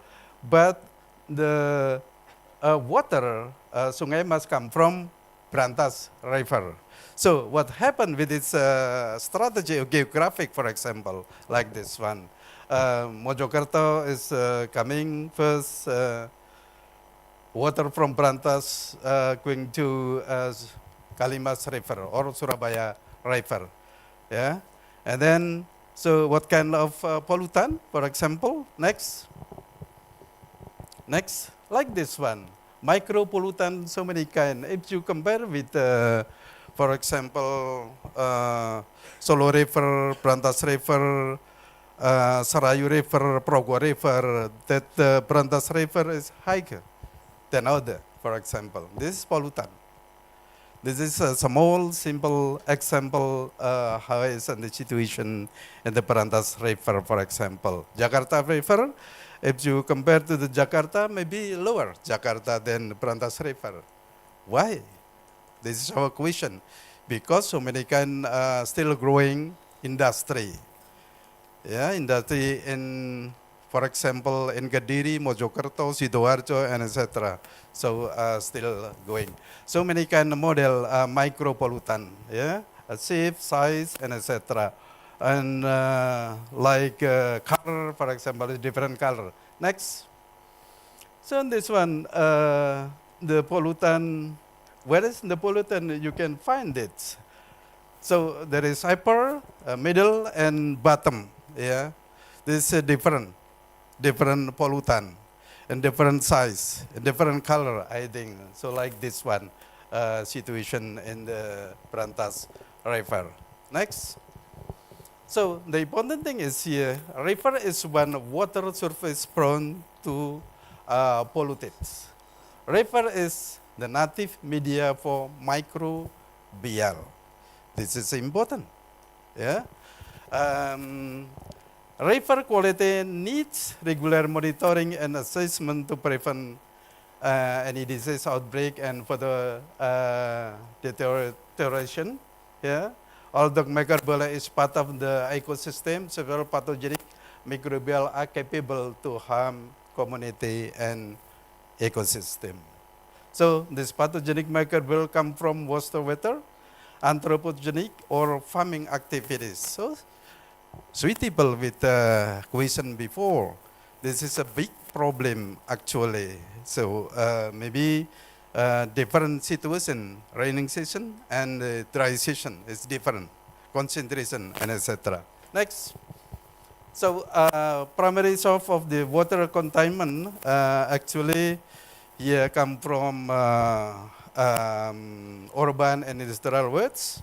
So and then you can look at this one here, toxic substance, for example, carcinogenic chemical organic matter loaded with microflora, heavy metal, and etc. What kind of the microbiology pollution here from human and animal origin, like Escherichia coli, Salmonella, Vibrio species, and also maybe, we don't know exactly, Bacillus anthracis, for example, food-immune disease before, and then bacteria antimicrobial resistant is possible, come from different hospital, for example, what is the water which going on, and then other maybe some kind of disease also may be important to identify in the future.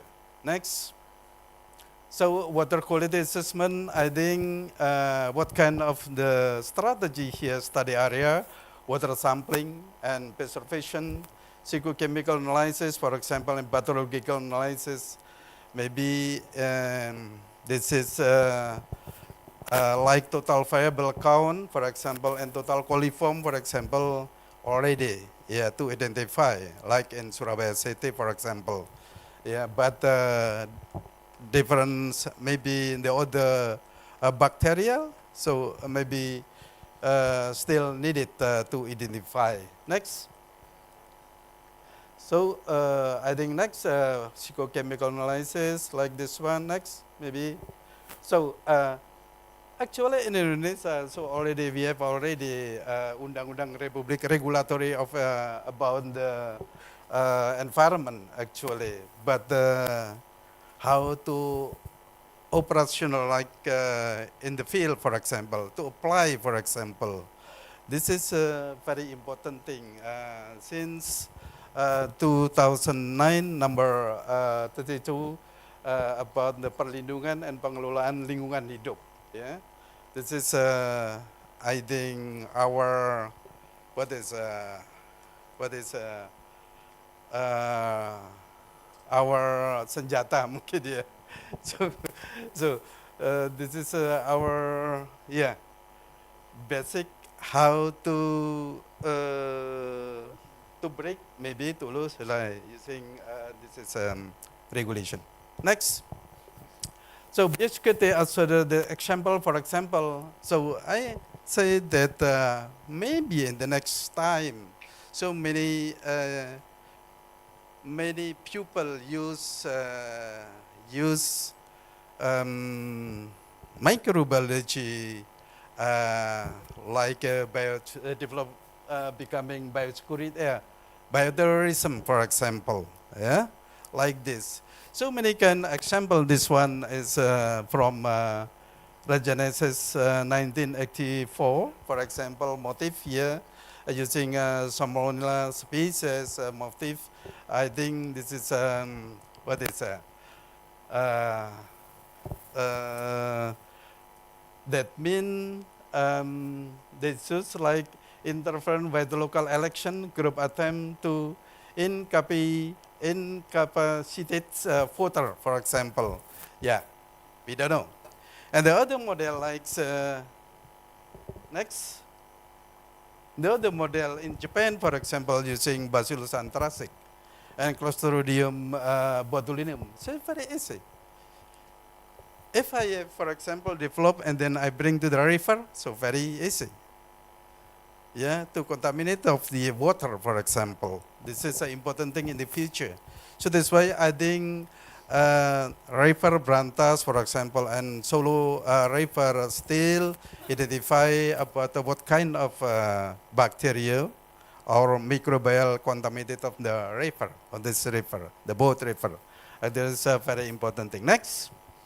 So like this one, also in Texas, USA too. So using Shigella dysentery type 2, for example.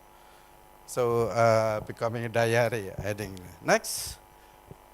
So this one also organism like the Shigella dysentery, Salmonella typhimurium. So this is very, very easy to develop in laboratorium. And then it's possible to contaminate of the environment. Yeah, okay, next.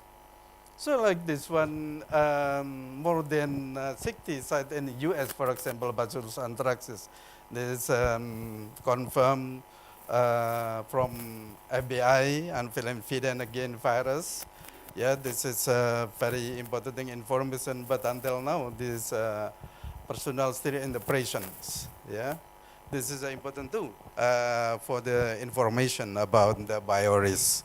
Is maybe it can contaminate to the environment. So, and then in the end, maybe contaminate to the river. We don't know. Okay, next.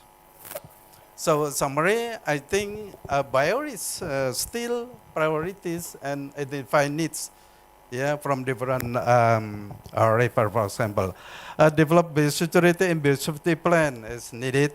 Assign role and responsibility and allocate those resources here to conduct and document self-assessment and biosecurity system. This is I think a very important thing in the future. And then the question, I think, who is responsible for biosecurity program management. This is important, especially in development country, actually. I know that in country like in Europe is already done, but in developed country, still question actually. Okay, next. Terima kasih. Salam. Thank you for Professor Frederick. Now we've had the opportunity to explore the key insight from our speaker. It's time to turn our attention to your questions. So I said to the floor our audience for 2 questions first. I think it's very interesting topic because of Prof. Frederick explained from the biorace until bioterrorism. Oke, silahkan mungkin ada pertanyaan dari audiens.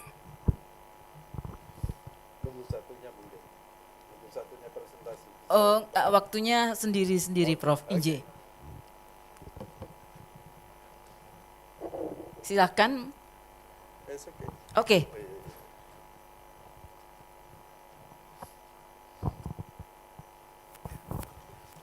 Terima kasih. Saya ada satu pertanyaan. Tadi yang dijelaskan memang metodologi untuk mengukir contamination yang ada di Brantas. Sejauh mana ini sudah dilakukan? Selain microplastic kan juga ada pathogenics, ada microbial.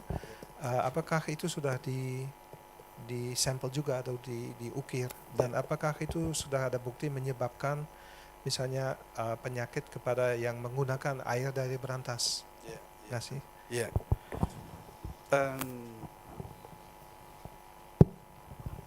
I think to detect of the microbial in the river like Sungai Mas, Brantas also is already done.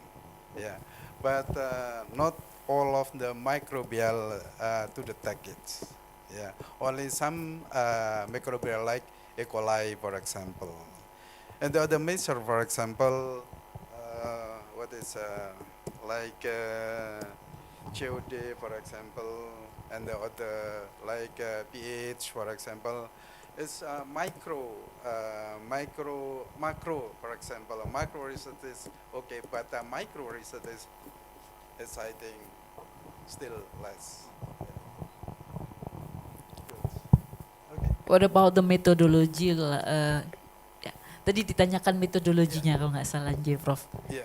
This still is okay. The methodology, I think, still like in laboratorium culture and etc. And of course, using new technology like PCR, for example.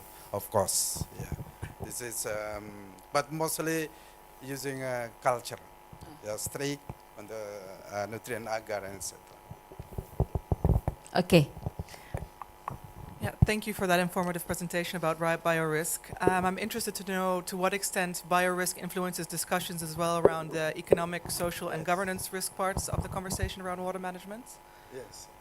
So I think according to the biorisk and related with economic is very benefit actually in the future. So that's why maybe in this caption you can analyze this in the workshop, for example, and then the basis of the how to making like a roadmap, for example, you can take like some kind of model biotourism, for example. This is a very important thing, because you know that Indonesia right now there is an outbreak like food and mood disease, but we don't know before Indonesia is clean, without infected of food and mood disease, but in the last year coming food and mood disease, for example, and the properties of the food and mood diseases little bit different. This is our problem actually. This is a biotourism or not? Because you can you can act very easy. For example, you use jacket, for example, on coat, and then coming to the outbreak virus, or going to, for example, a country and still still positive of the disease, then back to your country, and then could please bring to the farm, for example, a variety, the spillover to the new animal, for example. This is an economic problem actually in our country too, and other I think still like so why so very what is like Australia, for example, very limited person if want to go to Australia, for example, limited acts and etc. So this is a strategy actually in the future. Yeah. Good. Okay. Is there any questions? Because of time is limited, how about the time management? Is there any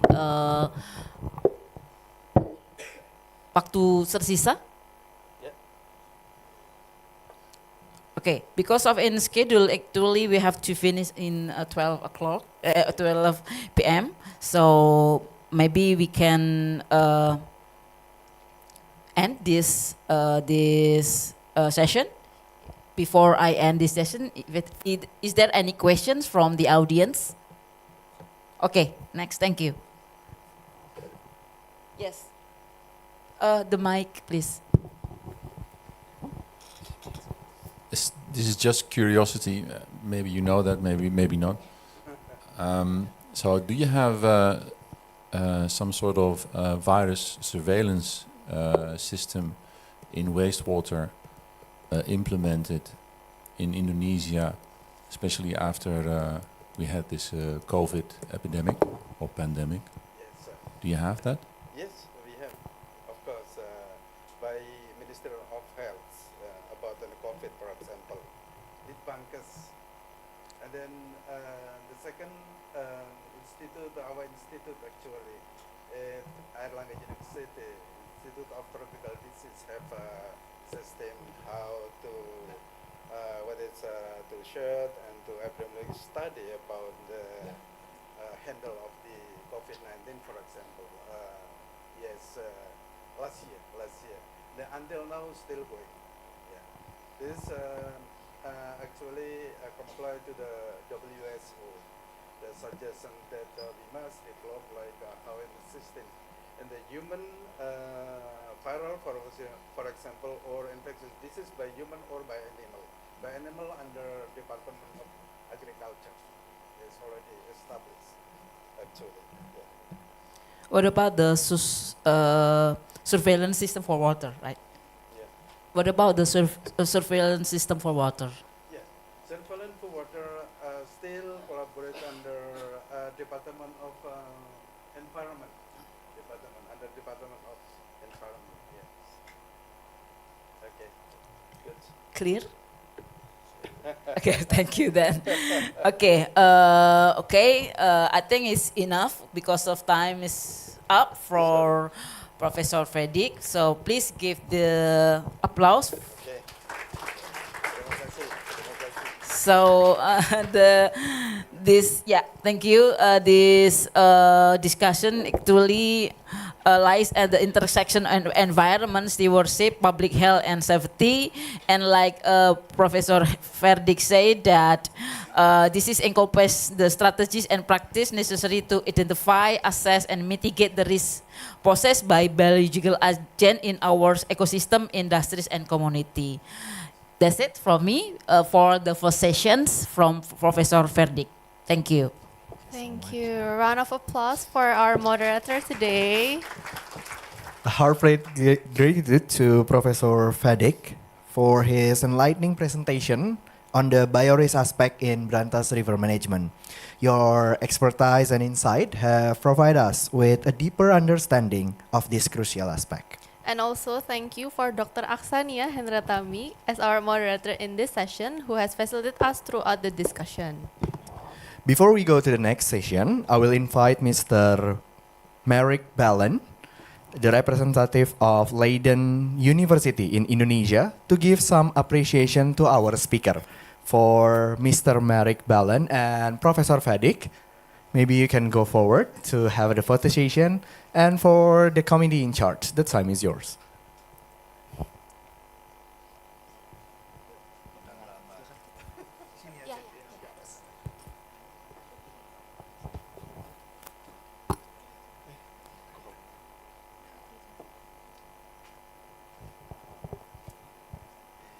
Round of applause, everybody, for Mr. Merrick Ballen and Professor Fadik. Thank you so much. Thank you very much. Ladies and gentlemen, as we absorb the insight on the biorisk aspect of Brantas River management by Professor Fadik, we are reminded of the complex interplay between nature and human impact. It is only fitting that we move on to the next segment, where we will explore further facets of this intricate ecosystem. Ladies and gentlemen, we are honored to introduce our next session materials, which will be delivered by the Dr. Arif Wibowo, Bachelor of Fisheries Science, Master of Science, as the representative of National Research and Innovation Agency, or BRIN, that will shed light on vital aspects related to the Brantas River. Once again, guiding us through this enlightening session will be our esteemed moderator, Dr. Aksania Hendratmi. Okay, without further ado, please welcome Dr. Arif Wibowo and Dr. Aksania Hendratmi. The time is yours. Okay, we continue to our second sessions. The topic that we'll deliver is a biodiversity connectivity as a solution for protecting biodiversity and infrastructures. These discussions underscore the interplay between our natural ecosystem and the man-made structures that support our community. It demonstrates how innovative solutions such as a fishway can harmonize the protection of biodiversity with the sustainability of our vital infrastructure. This is okay.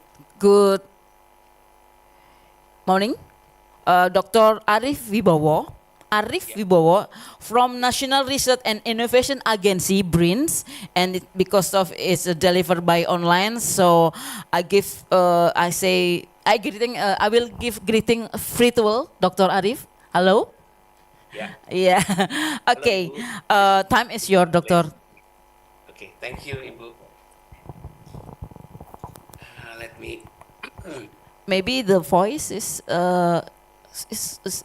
sounds far, so you can close with your mic your microphone. Check. Can you hear my voice? Yes, but not really clear, right? The audience.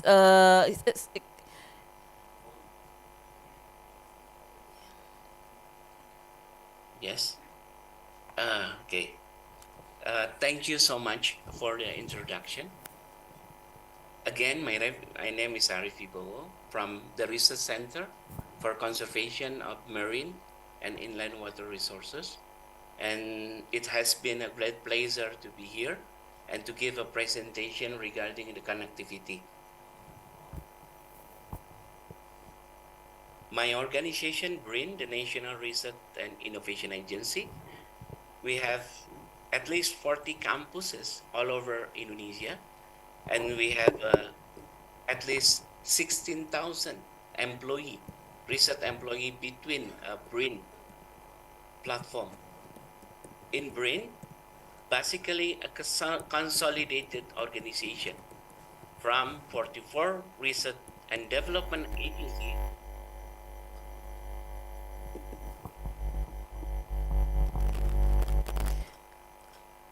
Yeah. You can hold on for a minute. Yeah. Yes, the voice is still far. So maybe the technicians can.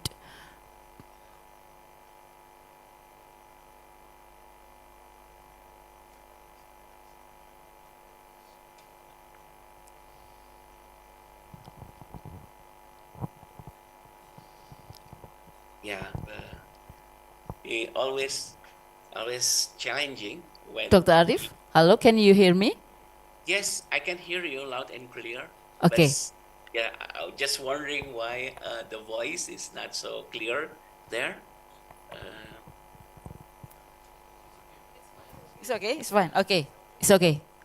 Now, is it clear already or still a distant voice?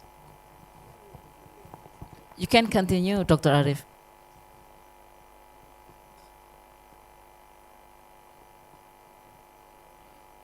Yeah. Okay. Can you hear my voice again? Yes. Yes. Okay. Again, BRIN is consolidated organization. As myself, before I worked for the research agency for marine and fisheries affairs in the Ministry of Marine and Fisheries, but now I'm integrated in the BRIN platform, and I'm part of the 44 research and development agency merged to becoming one big body in BRIN. The chairman of BRIN appointed directly with the president. In BRIN, we have a two division. One is a corporate division, chairman and deputy and so on. And the second division is a research organization. And one of the biggest research organization in BRIN is a research organization for earth sciences and maritime. And at least 1,000 researchers under this roof. And we are, the research center is one of those 10. Our member is around 82 researchers under this research center. Our focusing on the habitat conservation, species conservation, threatened and endangered land reproduction, endemic of sea fishing, and also the genetic conservation. This is all about the BRIN. And it's really interesting to hear a presentation from Professor Fadik explaining about what happened in the river, about the water pollution. In this opportunity, I would like to give some overview about another challenge for the inland fishery conservation regarding the hydrological challenge. And this is about the river connectivity. And this is already mentioned in the World Water Forum last week in Bali. And the World Water Forum is going to be organized in Bali next year from 8 until 26, discussing about the water issue. What happened in the global trend? The contraction of the large reservoir and dam is now massive in the world. And you can see there are many red dots, especially in United States and all the developed country. And then if we see the map today, we can see that the dam under construction and dam planned now not only in the developed country, but also in the developing country. So mostly in the Mekong region, and also starting in Indonesia. So what happened in Indonesia? We have more than 3,530 dam, and there will be 65 new large dam now ongoing development in Indonesia. We are planning to build more and more dam because from our point of view, our dam is a bit less than the one that had in the Korea is more than 3,000, and also in China 96,000 of them already built there.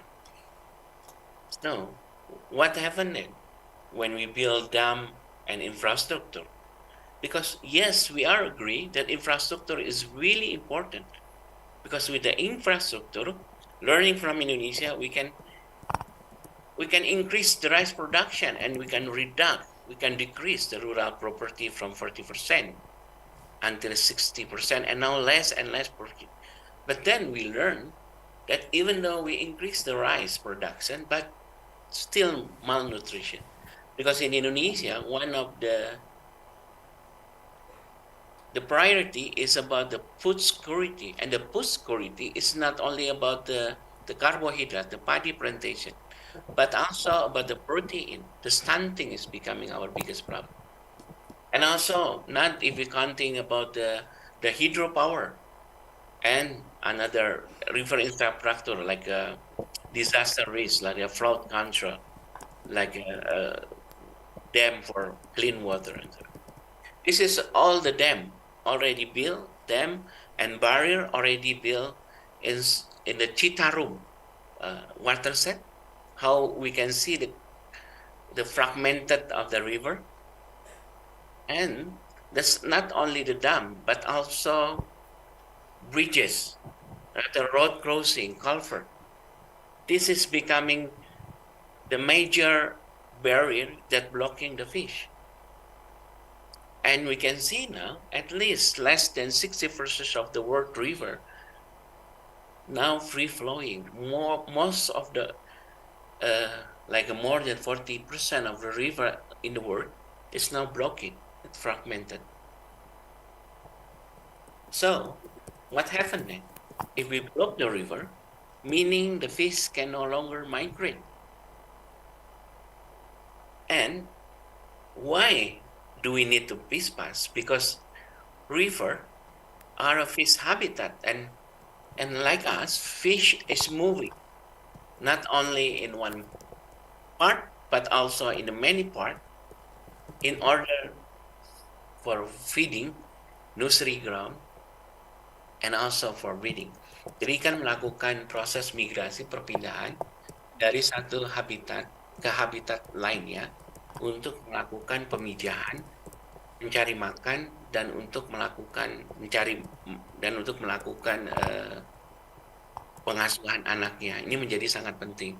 Tetapi ketika ada pembangunan bendung dan river infrastructure, but when there are river infrastructure, so this bring the blockade for the fish.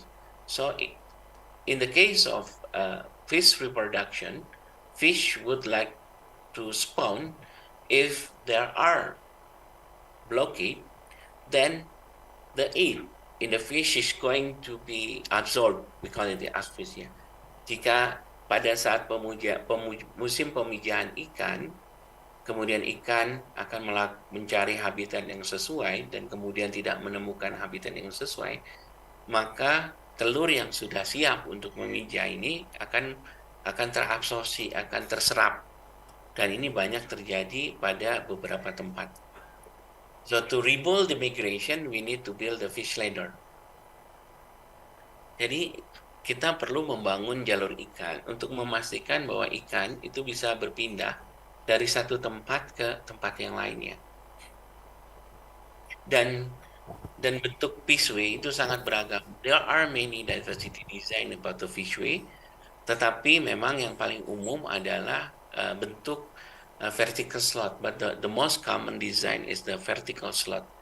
Tidak hanya dibuat saat akan membuat bendung, tetapi juga fishway itu bisa dibuat saat bendungannya sudah ada untuk memfasilitasi migrasi. Ini adalah salah satu fishway yang dibangun di Mekong yang untuk memfasilitasi migrasi dari ikan-ikan yang ada di Sungai Mekong Utama kemudian ke daerah konservasi yang berada di daerah daerah floodplain. This is one example in a we call it Nampok fishway. So the fishway is built after the installment of the weir. The importance of building fish paths here is to facilitate the migration of the freshwater fish species from the Mekong River to the upstream, to the floodplain. And the floodplain is really important habitat for them to breeding. So this is mostly due in the breeding season. There are many fish and do migration during the rainy season. So, and then what happens if the infrastructure is tall, is high, is very high, more than 60. So there are a variety like a fish lock fishway. So the fish lock fishway is for fase entry attraction, filling, exit, drainage. Jadi bagaimana untuk tadi kalau untuk vertical slot itu biasanya dibuat pada bendung-bendung yang memang ketinggiannya tidak terlalu tinggi, di bawah 15 meter atau 5 meter. Tetapi kalau dia di atas 20 meter atau 60 meter, maka salah satu fishway yang paling pas adalah fish lock. Ini adalah beberapa desain fish lock yang kemudian mekanismenya dari mulai atraksi sampai dengan exit fase. Dan beside the fish lock, another thing is also the fish lift. So then the fish is going to be direct to the special place. In this special place, there is some kind of hopper to bring from the downstream to the upstream. Juga ada fish lift yang kemudian menarik ikan ini. Ikannya akan dibuat satu lokasi yang menarik bagi ikan untuk berkumpul. Kemudian nanti ada hopper yang dia akan membawa dari bawah ke atas.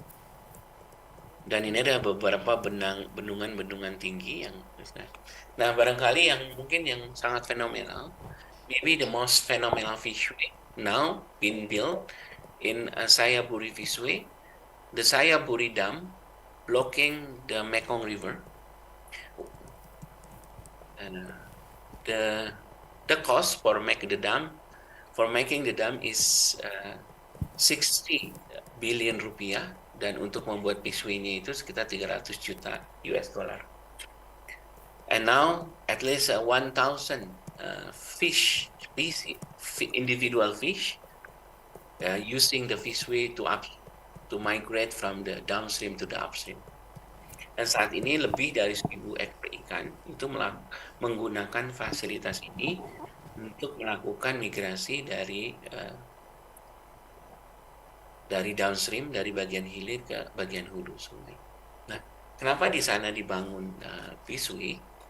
Why in the Mekong River, even though it's very expensive, they still build the fishway? Because of the past impact now.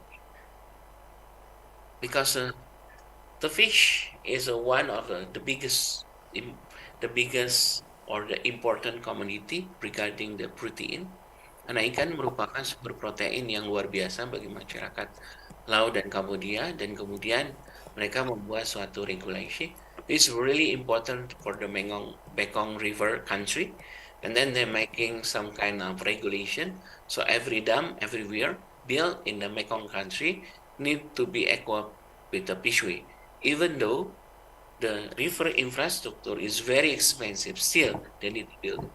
Now it's becoming the regulation in the Mekong, and because we are working together in the Asia funding, the regional project, so now we are trying to bring the fishway to Indonesia, because we already know that we have some kind like evidence in the field regarding the fishway. So the fishway, fish ladder design.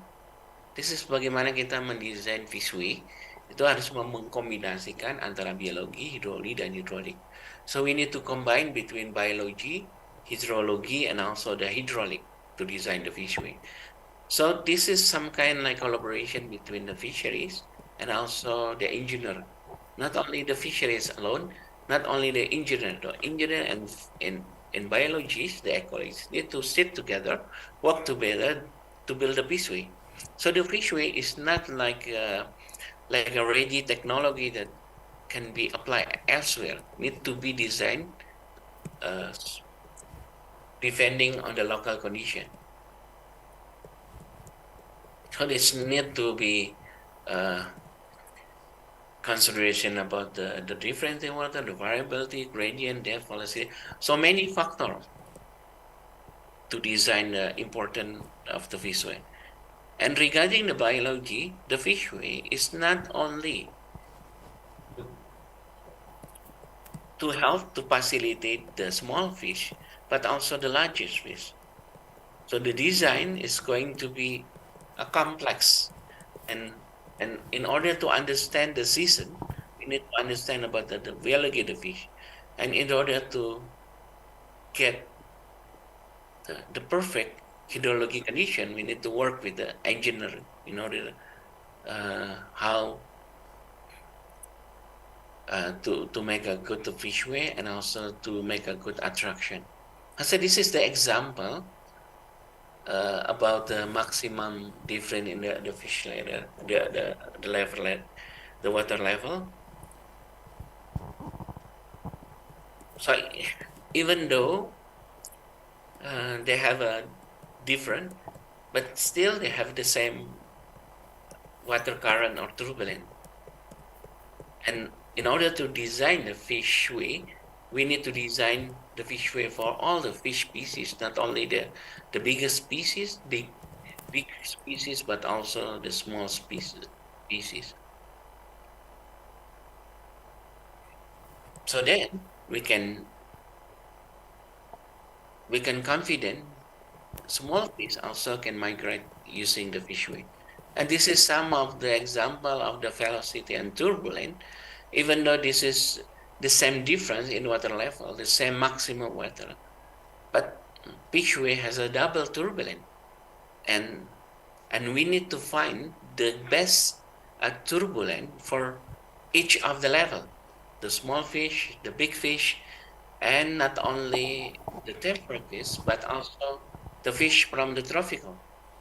Maybe from that the theory perspective, the team built the Pakpung demonstration in order to facilitate migration from the downstream, from the Mekong River to the upstream in the floodplain. So this is the fish migration concept in the Lao PDR, and they need to be counting not only the small fish, also the big fish, and also some kind of the low fish ability and the fast swimming fish. They need to also consider about this, and also the condition juga harus dipikirkan bagaimana ketika musim kemarau dan juga bagaimana musim hujan. They need to consider about the dry season, about the rainy season, so the fishway can be worked not only in dry season, but also in the rainy season, not only in dry season, but also in the rainy season. But then, it's really difficult to make a laboratory approach for the design of the fishway, because sometimes the fish cannot communicate, and it's difficult to some kind like to advise the fish to move. Then we do some kind like field experiment in the field. We use the field approach, and from the field approach, then we make the fishway, and we can like assess the successful fishway from the social economic perspective, and we calculate about the investment making the fishway. At least 8 to 10 years, the investment is going to be returned. The return of the investment, benefit cost of ratio, and we can some kind like make sure the next generation will get the access to the fish, which is very important, not only for the protein, but also to provide micronutrient. So the biological, the biomass. So when we build the fishway, at least 100% biodiversity increase and 100% of the biomass increase. So what happened in this case? The science, the policy, Indonesia is very unique country. We have like a 10% of the whole fish in the world. I mean, 50% and 10% of the freshwater. At least 1,300 species of freshwater fish. And this is very unique because 1,300 species, and we have three different zone. And this is from the Sundaland.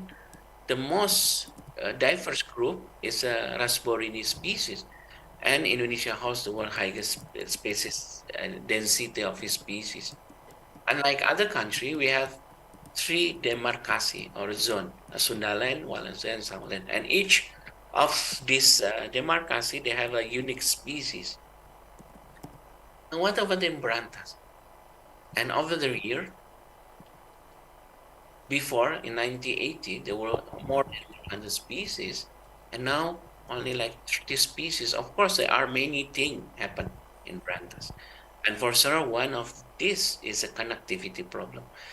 As example, the cheetah lalopus already extinct from the wild. So we just published the paper. We released the Gen featherback in Endangered Species Journal. It's just published recently. And the cheetah lalopus need to migrate from the river to the floodplain. They need to access the floodplain in order to find some kind like a specific substrate to touch the edge. And then once they do this, when gradually rainy season appear, ketika mulai musim hujan, ikan belidanya akan mulai pindah ke sungai utama. Jadi ketika tidak ada lagi floodplain dan mereka tidak bisa lagi bergerak dari sungai utama ke floodplain, biasanya tidak akan ditemukan ikan belida. Dan ikan belida ini hanya ditemukan di Jawa di Sungai Cisadane. So we already talk about the freshwater biodiversity in Indonesia, which is very important. We are number one when it's come to the density. What about the value of the biodiversity? The value is enormous. It's almost 1 billion. It's 900 million. So we're talking about and the native species is only 29 species. We have more than 1,000 species. There are much more. Many more to be explored as nutrition, and including the most exotic species for Indonesia is anguilla eel, so it's very expensive. So 1 kilogram anguilla eel in Japanese market will be $1,000 of US, and also one of the area. This is a spread all over Indonesia. We have like a more than 7 species of anguilla eel. And the trend of eel in Indonesia, this is a typical migratory species. So the adult eel is going to migrate from the upstream to the downstream. And then they need to find the deep sea. The deep sea need to be more than 1,000 meters, and then they explode and die. And then the glass eel is going to travel back to the mouth of the river and going to stay in the river for 20 years before they're going back again to the river. So this connectivity is really important for the species. The annual trade of the species is $60 million, like seperempat triliun untuk ikan sida. Dan ikan sida adalah spesies ikan yang tidak bisa didomestikasi atau dibuat artificial propagation. Bisa dibayangkan berapa sebenarnya chain perdagangan, rantai perdagangan dari ikan sidat ini, dan ketika sudah extinct, ya sudah extinct di wild, dia akan hilang. Dan kita bisa melihat dan kita akan merasakan ikan ini akan hilang, akan punah, itu lebih lama, 10-20 tahun sampai ikan ini menghilang. So the biodiversity, but how about the social economic value? Fish are important for the traditional. I think similar case with Java and Sumatra. Ada kasus yang sama seperti ini di Sumatera dan Jawa. If we go to the river and we some kind like making an interview with the people living in the river, So the most the source of the protein come to the freshwater fish, not from the beef, not from the chicken, because it's so expensive, because usually they don't have some kind of permanent job. Usually they just go to the river and they just capture it. So it's really important, at least more than 1 million. So what happened if a river without any fishery? So 100 migratory species extinct, that is demanding freshwater. And this is one of the extinct species when we build a dam without any fishery. And then without obstacle, so we can expect that almost all the migratory species will still exist, and also the species on it. This is one example of recent river in Cibareno in the West Java. And then what about the fishway if we build a fishway? So if we build a fishway, it's only it can be 70% successful. Why is not successful? Because it's this fishway built from the Japanese system from IU. There are many, many disadvantages for it. Many when you found, at least 15 species already extinct from the system, and the flow. This is the entrance, the upstream migration. There are many flown of this speedway. We already discussed this in our paper. And what about the regulation? Always the regulation. We are complying with the Sustainable Development Goal and mainstreaming the biodiversity becoming the President Instruction number 1, 2023. And providing some kind of the pathway for the animal, including the fish.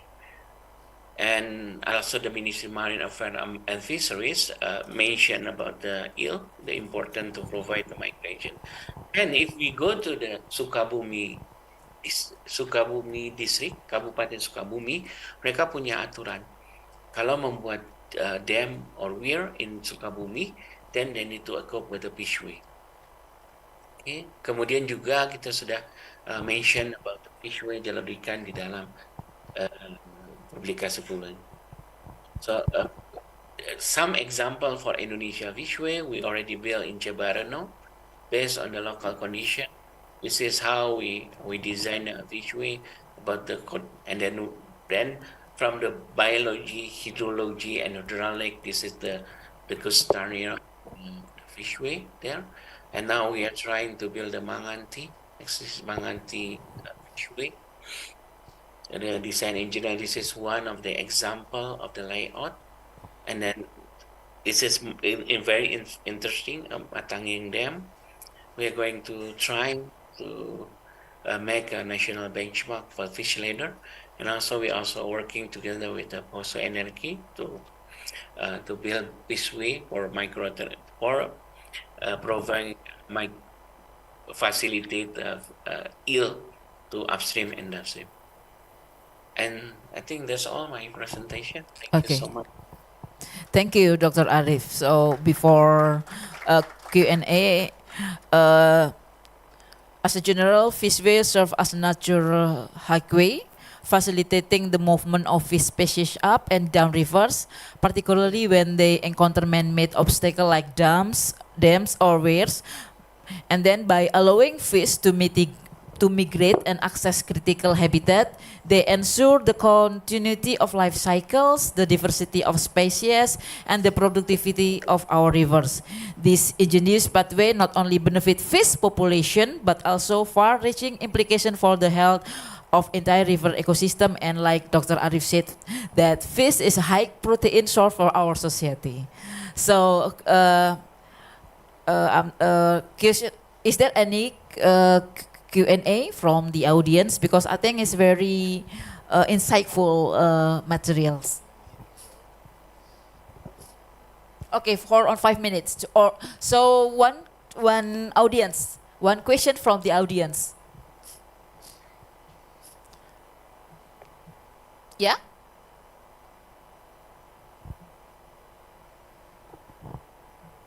Silahkan, karena tadi bahasanya sangat banyak ya, mulai dari ada beberapa ada satu yang menarik buat saya adalah bio return investment. Jadi menghitung gitu. Oke, silahkan. Dr. Arif, ini ada satu pertanyaan dari satu audiens. Ya, silakan Ibu.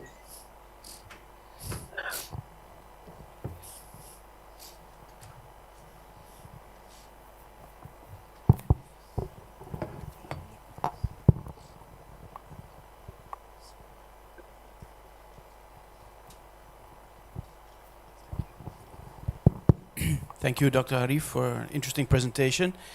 You presented about fishways, but how about the sediment loss?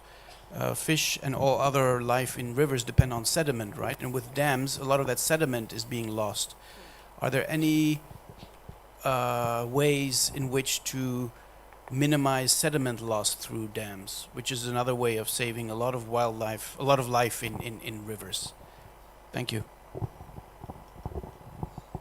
Silakan Dr. Arif. Yeah, thank you. That's a really interesting question about the sediment loss. I mean, yes, the engineer, they call it the sediment trapping. Kita sebutnya kantong lumpur. Dan they build the sediment trapping, and then once a while, in certain of time, they just like release this sediment to the river. One thing, or the second thing, they also can move the sediment trap if this is too much. But about the aquatic organism in a sediment trap is really important, and this is also very interesting question. How we also not only protecting biodiversity from freshwater fish, but also how we protect the biodiversity like aquatic biodiversity in the sediment. Maybe this is becoming our consideration in the future. Thank you. I think okay. It is clear for the answers. Okay. Okay, because of time is running and we reached the end of the discussion session. So thank you for Dr. Arif. As we proceed, let's keep an open mind, respective diverse viewpoint, and embracing the spirit of cooperation. So today, we hope that our discussions will pave the way for brighter future for the Brantas Rivers and its surrounding communities. So thank you for the audience, and I close the session. Thank you. Terima kasih Ibu. Terima kasih. Terima kasih Dr. Arif.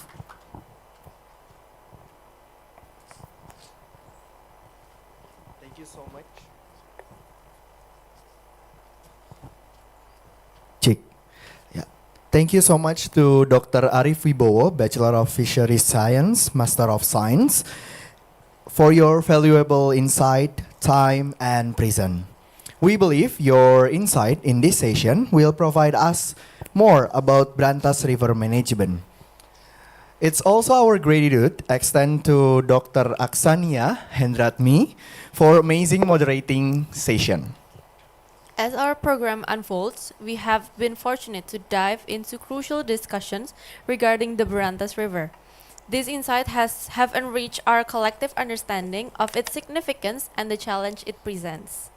Ladies and gentlemen, it is now time for a brief intermission. We kindly invite you to join us for a well-deserved lunch break. During this time, we encourage you to engage in informal conversations, network, and recharge for the stimulating session that lies ahead. Please enjoy your lunch, and we will reconvene around 1:30 p.m. Western Indonesian time for the next session. Thank you, and we look forward to seeing you in the upcoming segment.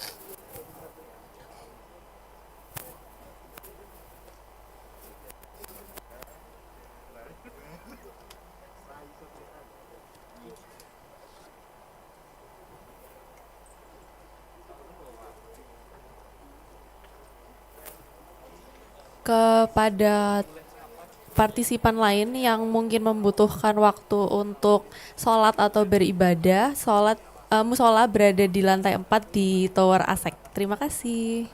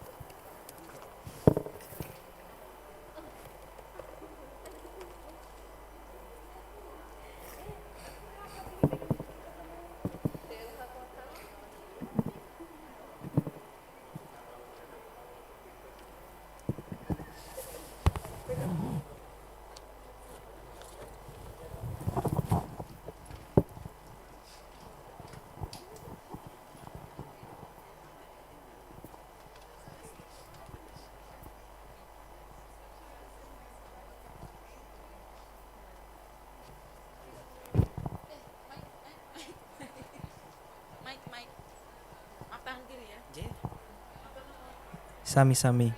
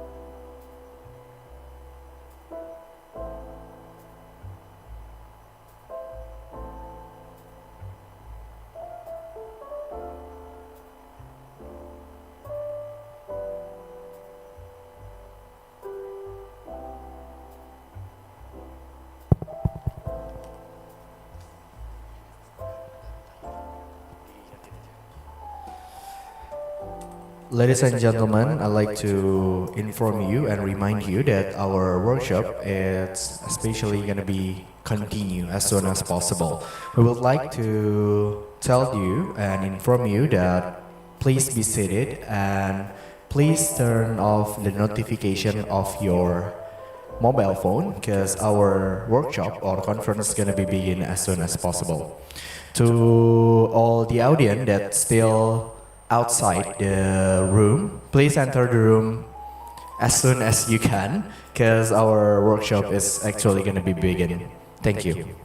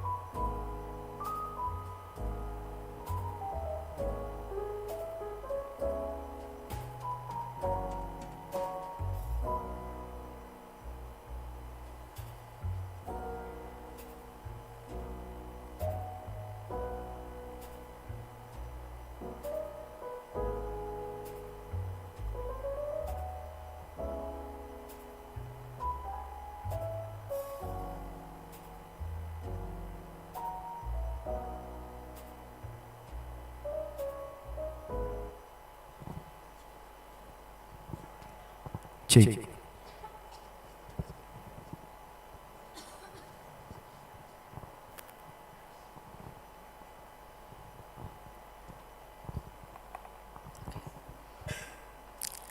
Ladies and gentlemen, welcome back to our engaging event after a well-deserved lunch break. We hope you had the opportunity to review and network during the intermission. Before we proceed to the upcoming segment, let's take a moment, reflect on the enriching insight we have gathered thus far regarding the Brantas River and its management. Okay, so we've explored the biorisk aspect and received valuable input from the National Research and Innovation Agency, or BRIN. Our journey continues with a focus on broader national perspective.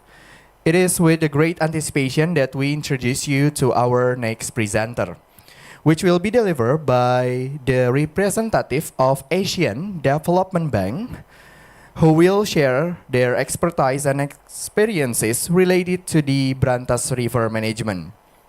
Guiding us through this session will be our distinguished moderator, Mr. Paul Rabe, PhD. Okay, so for Mr. and the speaker, the time is yours.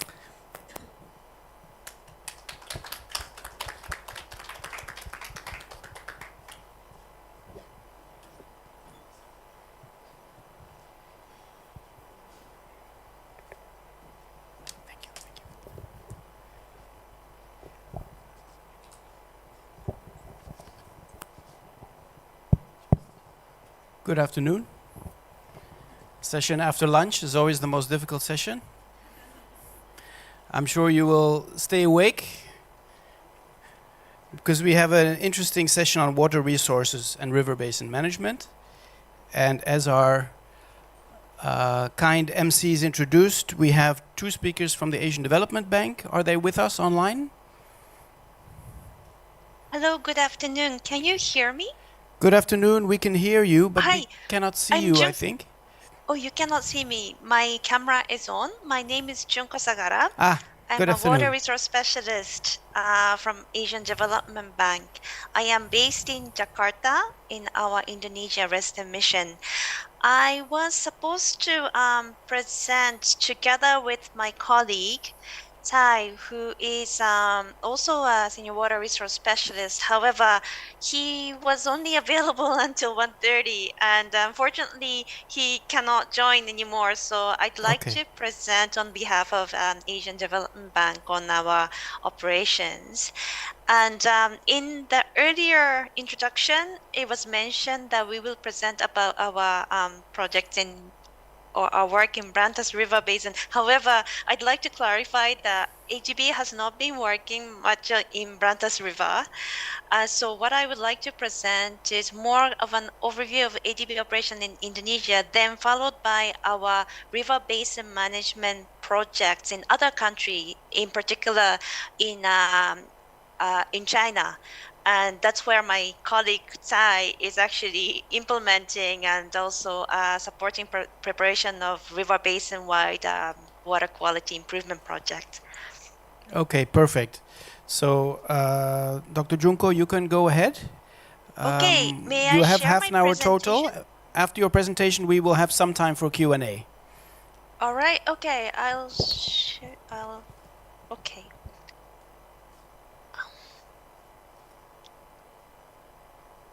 I hope you, oh no, do you see my slide? We can see your slide, yes. Oh, okay, all right, thank you very much. So once again, thank you very much for this invitation. I'm happy to be with you today. Sorry, I was not able to join the morning session, and I'll need to leave soon after this presentation. I'd like to introduce our ADB operations in Indonesia, and then on our project focusing on river basin water quality management. AGB has a very close working relationship with the Indonesian government, and we have our country partnership strategy 2020-24, which is our guiding principles for our operations. As you can see, there are three main pillars in our operation. and improving well-being, accelerate economic recovery. And the third one is strengthening resilience. And as you can see, the components that are under this third pillar is very much linked with the topic that is being discussed today, particularly on climate change mitigation adaptation, disaster risk management finance, water and food security, and environmental sustainability and green recovery. AGB is is working closely with the Indonesian government in supporting implementation of various projects, and also in terms of institutional strengthening and the policy support through various modalities or various means. And AGB provides financing support in terms of loan or grant in implementing infrastructure projects or other investment projects, and also provide technical assistance on a grant basis in based on the requests that we receive from the government, and also through mutual discussion, and also guided by our country partnership strategy. Currently, we have many projects that are ongoing across the country, and some projects that may relate to water or river basin management are in the field of flood risk management. There is a project called Flood Management in Selected River Basin Sector Project, which is implementing flood risk management projects in the Western Java and also in Ambon. Also, from the perspective of water quality improvement, I guess projects focusing on wastewater management and would probably fall under would be related. So there is an ongoing metropolitan sanitation management investment project, and we are also currently working with the government in preparing for the new projects to implement such projects such as flood risk management and wastewater management. But as I mentioned earlier, we do not have projects that is focusing on Brantas River. And also, AGB has not had much projects in Indonesia looking at water quality management from a comprehensive or point of view, and more focusing on wastewater treatment. And also there is a technical assistance on plastic pollution reduction, and yes, so more very specific sector focused, I guess. So today I wanted to have my colleague join me today, who's working on projects in China, and on what are some of the ideas and also the emerging areas that are becoming more important, especially in those more developed countries. And this project is Fujian Shanyu Mulan River Basin Integrated Ecological Improvement and Environmental Management Project, which was approved last year in August, and it is currently at the beginning stage of implementation. The overall project cost is over $500 million, and AGB is providing a loan financing of $200 million. And this project is actually a combination of an investment project, so investing in infrastructure, and also in trainings and capacity development, but also it has a major component is a financial intermediary.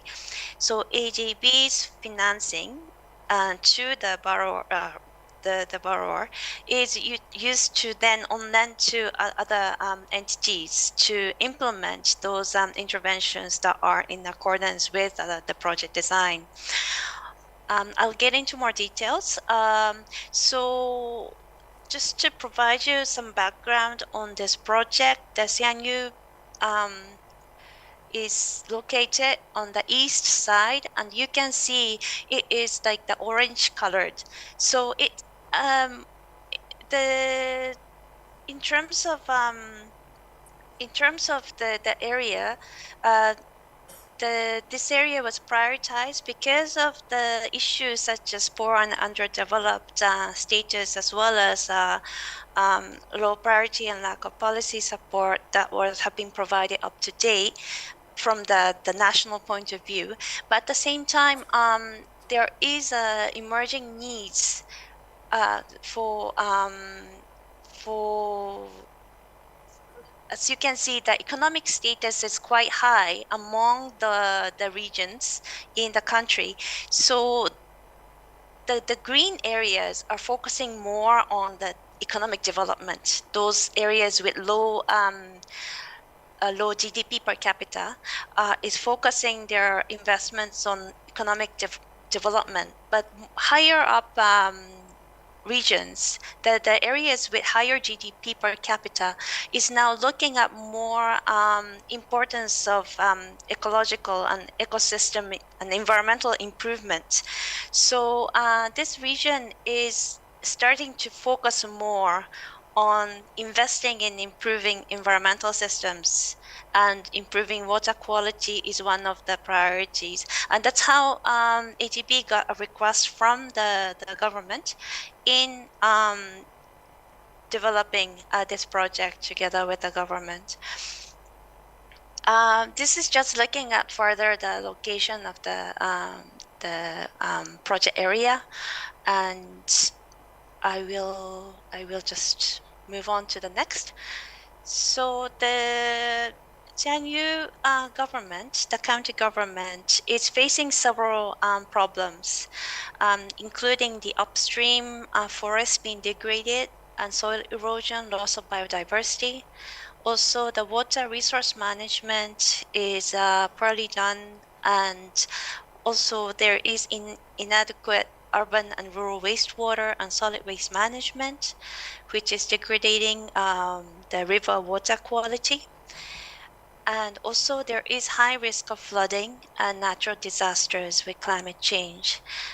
And also the county government is also facing issues of the weak institutional capacity, as well as lack of sustainable financing for investments in these environmental improvement areas.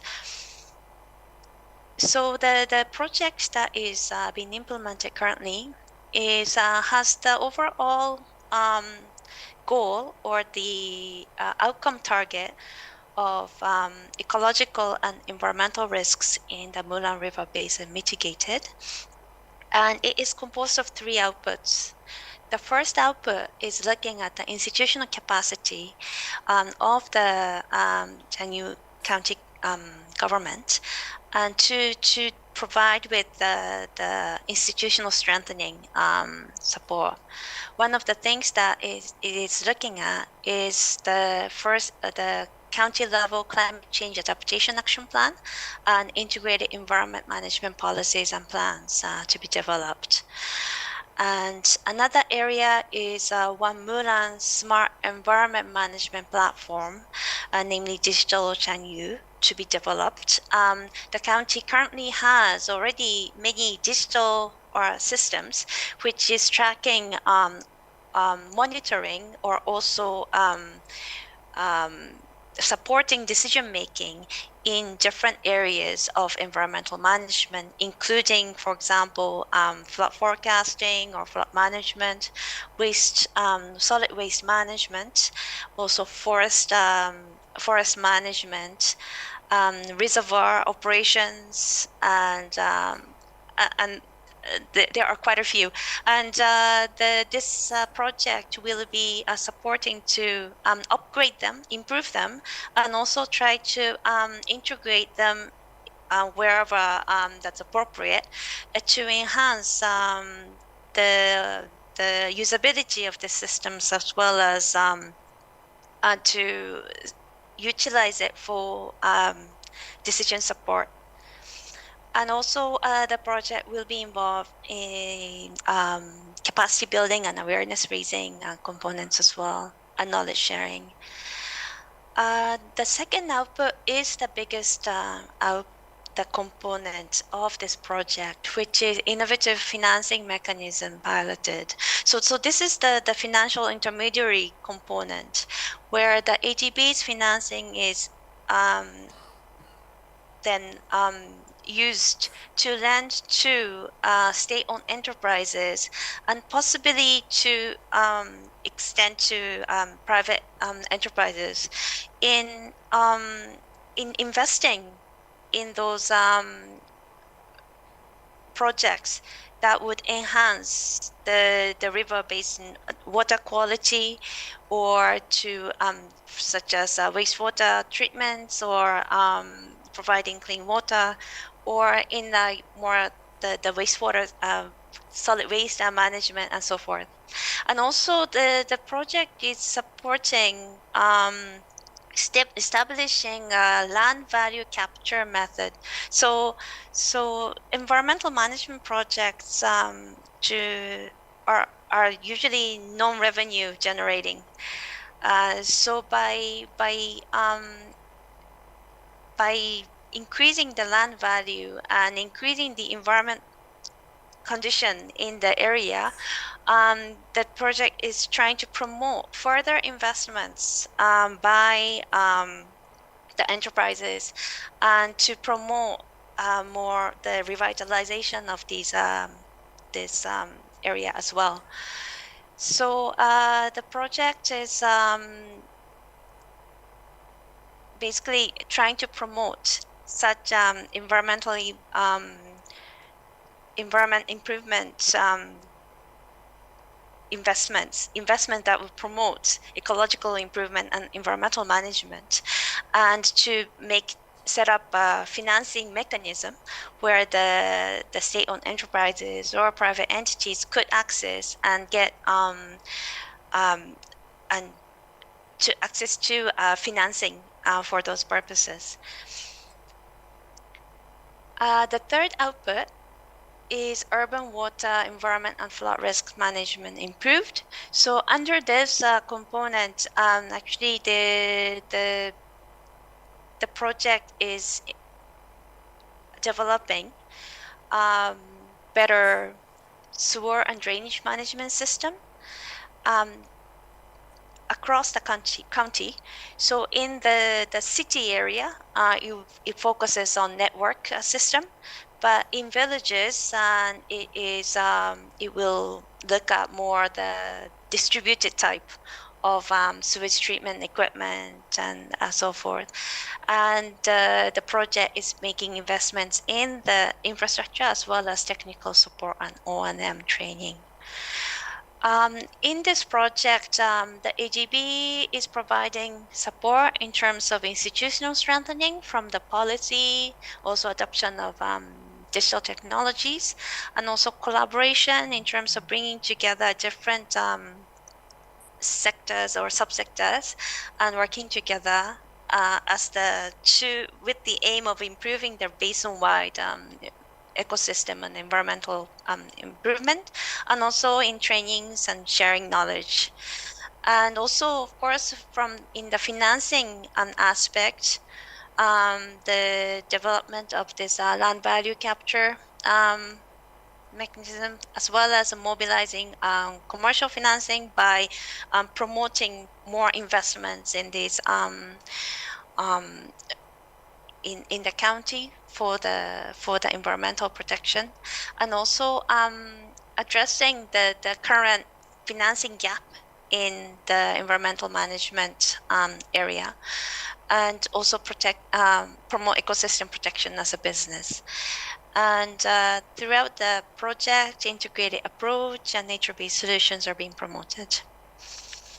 Another example, also from China, is a project that is currently being developed. So we hope that this project will be implemented starting next year. This project is focusing on this Baidian zone government is the is the focus. It is relying on the reservoir, large reservoir that is located upstream of this government, and um, and and it is basically this water resource is generating revenue for the government in terms of water supply as well as aquaculture, ecotourism, and hydropower. I think is also another aspect, and to ensure that the water quality of the reservoir is protected and the benefit that the Bayan government received from this water resource is maintained. The the project, one of the component of the project is looking at the eco compensation mechanism. So the funding, that the overall size is 16.7 million for this eco compensation mechanism, and this will be provided through the implementation period of 5 years to the upstream, the counties who directly have the direct impact on the water quality of the reservoir, and by the Balian government then pay to the upstream counties for them to basically maintain the water quality of the water resources, so that the as overall it will encourage the upstream to effectively reduce pollution, and then the downstream Malian government benefits from it, and pay for that, compensate for that benefit. And yes, so this is another type of modality, or the work that we are incorporating in projects in China. And there are also several more projects that are focusing on river basin water quality management in China, which you can find on AGB website, the project documents. So I'll stop here for my presentation. Thank you very much, and I'd be happy to respond to any questions. Thank you. Thank you very much, Dr. Junko Sagara, for an interesting presentation highlighting some experience from China in ADB lending programs, which might have some relevance here in Indonesia as well. So I'd like to see if there are any questions from the audience. Yes, there's a question, the lady in the back there. Can you hear us, Dr. Junko? Yes, I can. Okay. I can. Yes. Good day. Thank you for the chance. Let me to introduce myself. I'm Iif from Vocational Faculty of Airlangga University. In this day, I would like to ask, do ADB has specific strategy to mitigate the impacts of climate change in the development projects funded by ADB? Thank you very much. That's my question. Thank you very much for the question. AGB, well, AGB, we are considering ourselves as Asian Pacific's climate bank, and we are committed to addressing climate change, including building climate and disaster resilience, as well as in mitigating climate change and enhancing environmental sustainability. So in terms of so for all our projects that are approved from I think July this year, they need to be aligned with the Paris Agreement on climate change. And also we are more and more trying to and we also have the commitment as the AGB bank-wide on the climate financing. So how much of our projects contribute to either climate mitigation or climate adaptation.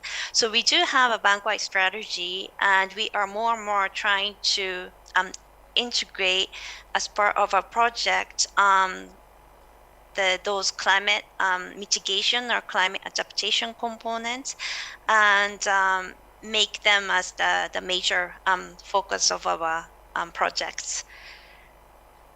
I'm not sure if I answered your question adequately, but yeah. Thank you. Maria Carmen.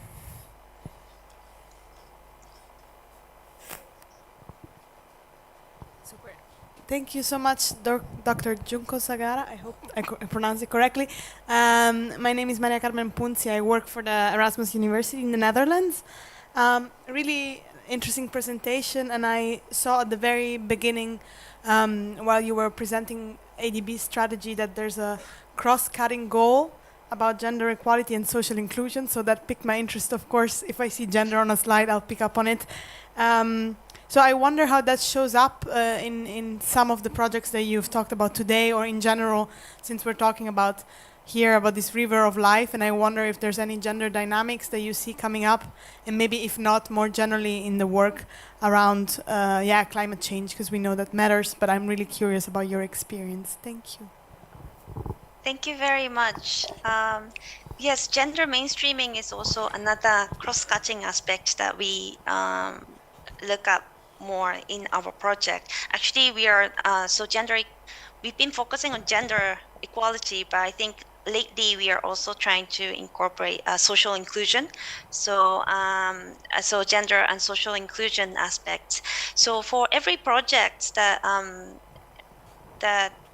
I think especially our sector, water resources, and I also work on agriculture sector as well. It's one of those areas, I think, which can have quite the gender mainstreaming can be one of the main focus of the projects. And many of our sector projects are categorized as effective gender mainstreaming category. So we usually with our project have the gender action plan or gender and social inclusion action plan developed, which try to promote for example, more inclusive design features, or to those interventions that would promote more participation of women in different project interventions, as well as improving access or the opportunities in trainings or capacity development, or different aspects of project interventions. So those are how we try to ensure that gender and social inclusion aspects are incorporated into the ADB financed projects. Okay, thank you. I'm looking around the room. If there are other... Skylar?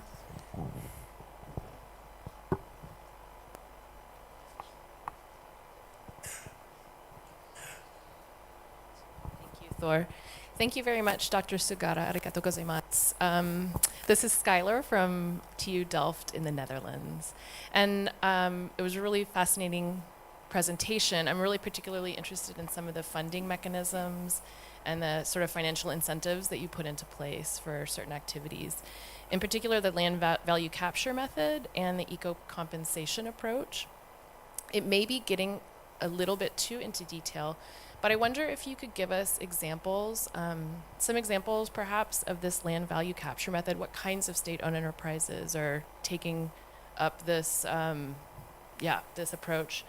And then also in the eco-compensation, a little bit more about how this transfer of payments works. Is it coming from the general budget of Bailan?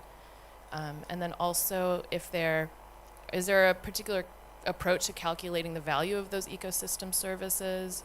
Or is it sort of more of a general compensation for the project costs? So if you could speak a little bit more in detail of those two, it'd be interesting for me.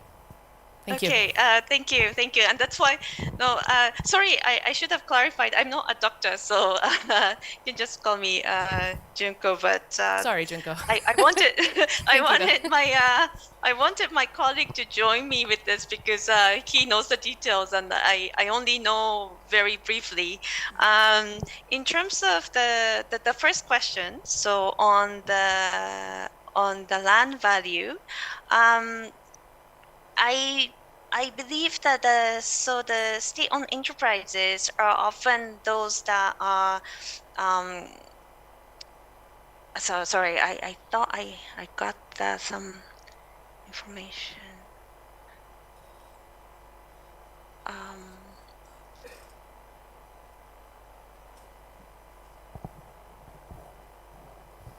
And Jaco, it's okay if that Yeah, detail's not yeah, available. sorry. Don't worry. Just yeah, if even the eco compensation, Sure. if you can speak to whatever you know more about those any of those Okay, financing all right. options. Okay, yeah. Thank you. Thanks so much. In terms of eco compensation, so this is it's there. The above $60 million that I mentioned earlier in the presentation. So that is the entire amount that will be paid to the upstream 3 counties over the 5 years, and those are based.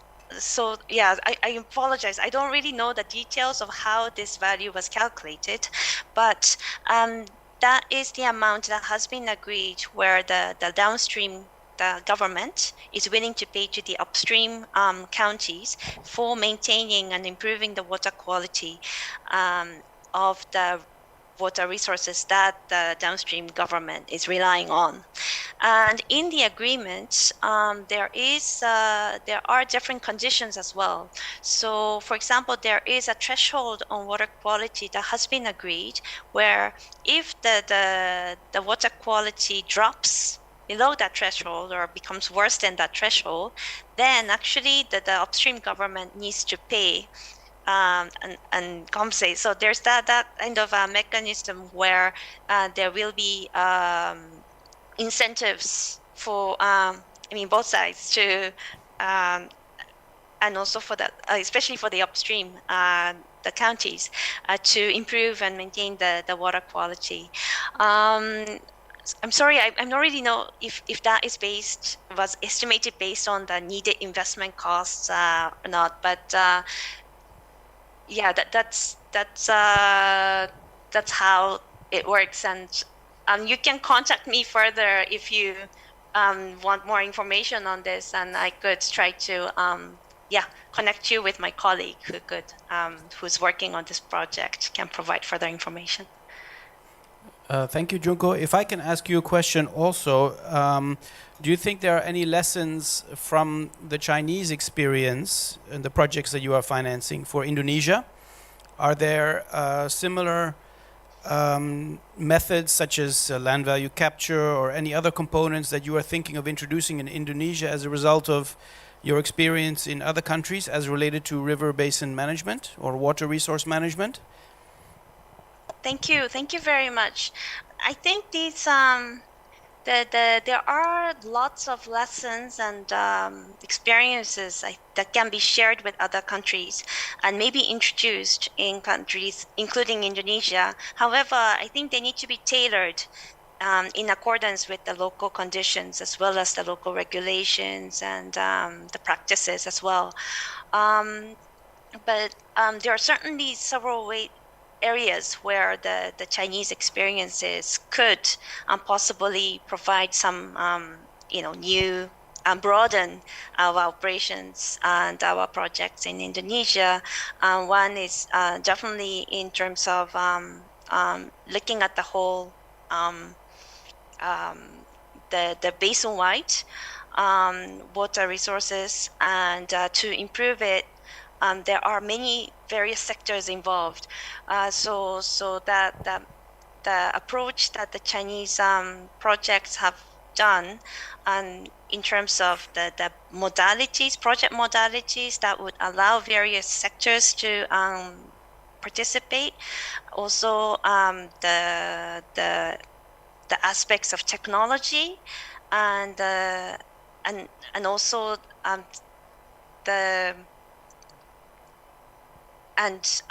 in terms of the institutional kind of areas where the AGB is working on in China. I think there are lessons, but I do, for Indonesia, AGB's projects are developed together with the government, and at the national level.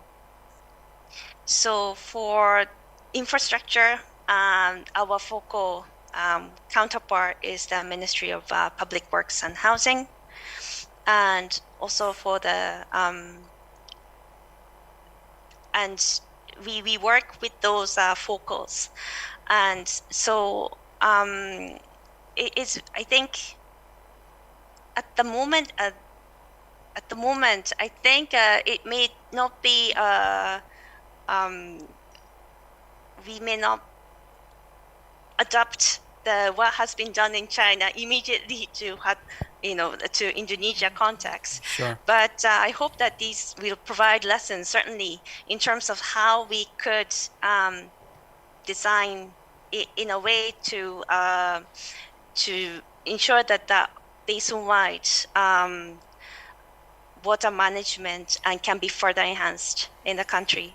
For sure. Sorry, I am not very specific on which part could be immediately adopted in Indonesia, but I think it will require continuous discussions, and I hope this workshop will will provide some insights in that aspect as well. Thank you. Thank you very much. Just looking if there are any last questions. If not, I would like to thank you very much, and your message that, of course, whatever is adopted needs to be tailor-made to the situation is very true. But thank you for your insightful presentation on projects financed by the ADB in terms of river basin management in China. Thank you for joining us from Jakarta. Thank you. Thank you very much.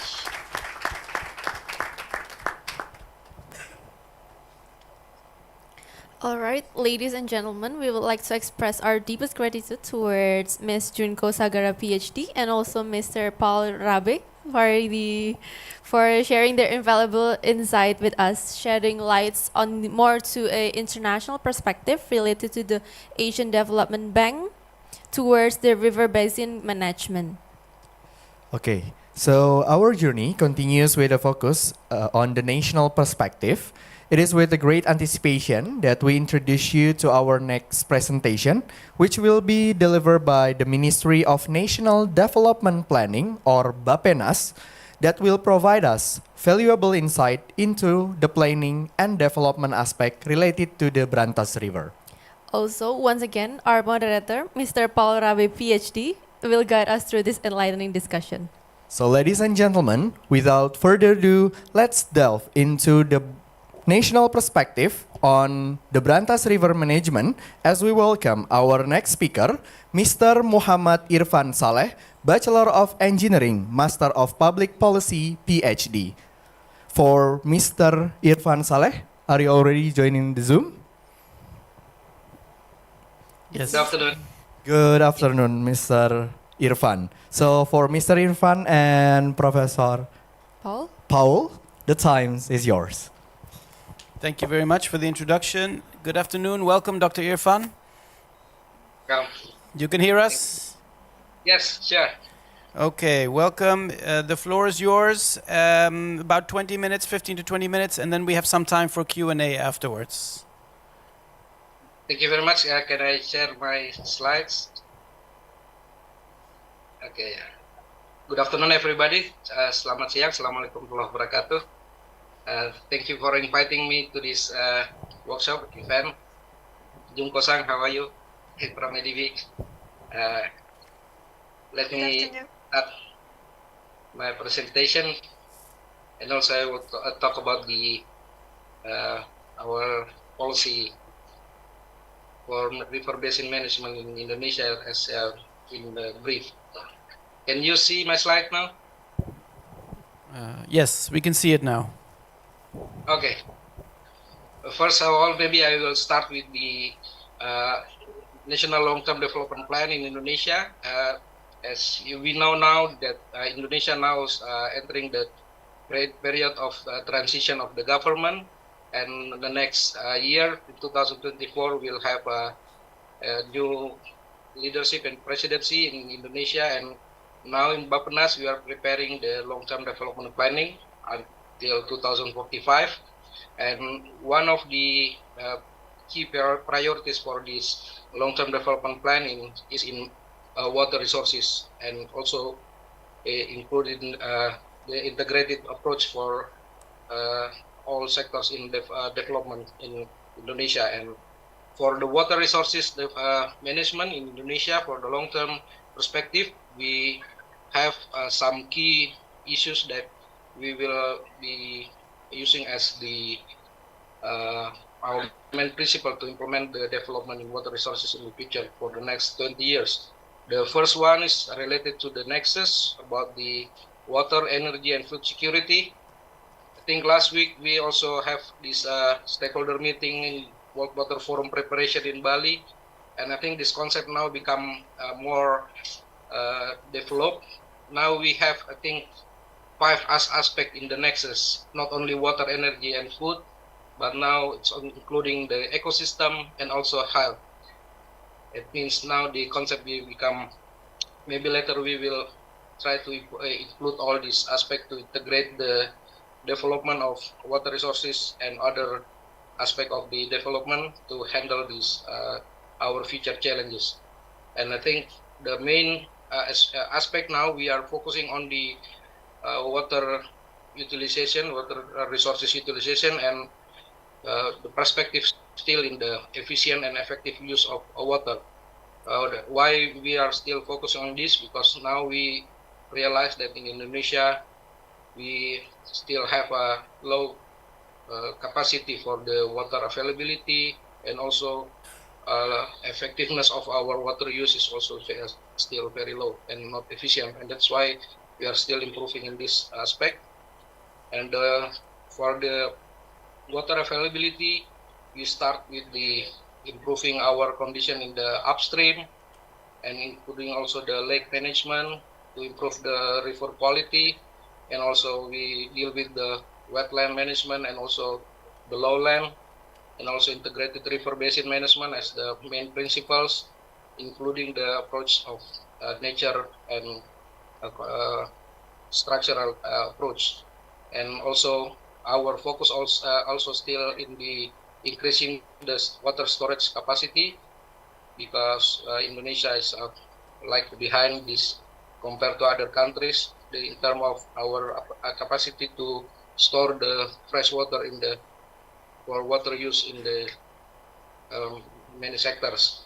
And I think now we also deal with this utilization of technology for coastal management, and also for the small islands we open up the opportunity to use the water sources from any possible type of sources. And the second one is we will focus on the integrated and sustainable management from upstream to downstream.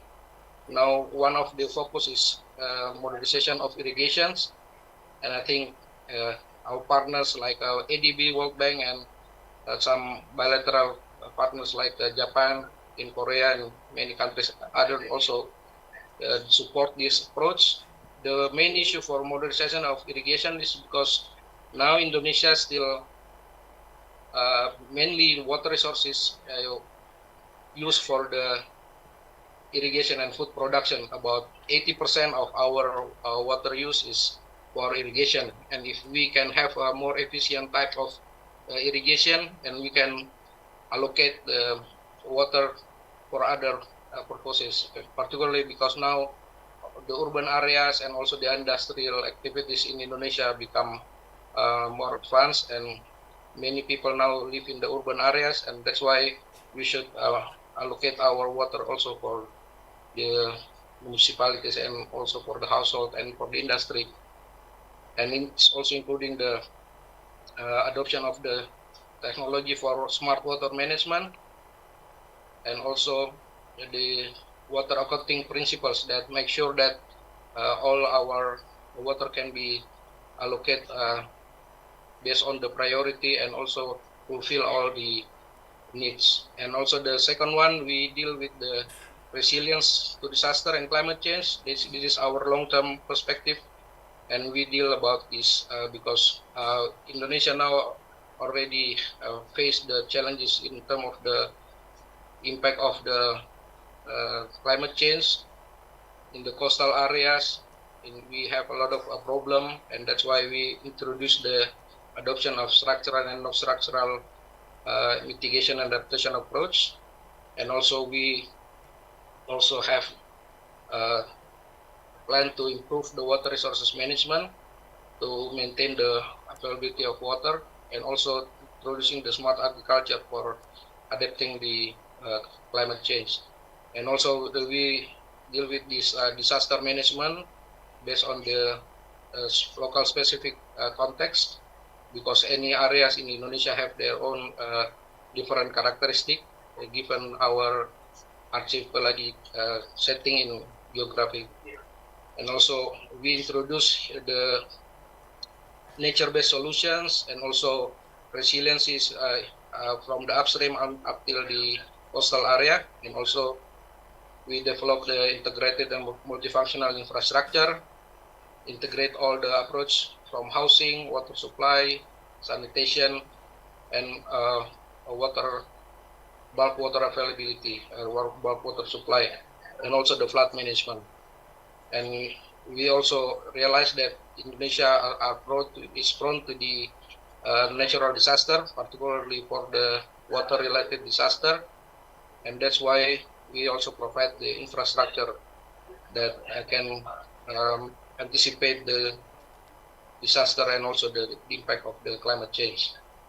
And we now, if we deal with this water quality in Indonesia, I think we are facing now also many problems in terms of the water quality degradations, in particularly in some urban areas. If we see based on the Ministry of Environment and Forestry data for the river quality, water quality in the river across Indonesia, more than half is already heavily polluted. And I think this is for the main rivers, particularly in the main areas. Particularly if we can see the map here in the left side, we see that Java is one of the hotspots, including the East Java, where we deal now with the Brantas River Basin. And also we realize that more than 70% of our population live in the hot water stress area, and this is become our concern as well, because we should also handle the water quality problem, not only water availability. And that's why we implement some activities in some river basins, including the river basin in Brantas and Citarum, and later we'll talk more about this activity. Next, maybe if we see the Brantas River Basin, maybe most of us already know here, because the team already have some research in this area, the river basins. The main issues in Brantas is because this is the second river basin in Indonesia that has the complex type of water supply and also water use and water management. And if we see, this is the second largest basin in Java, and after the Citarum.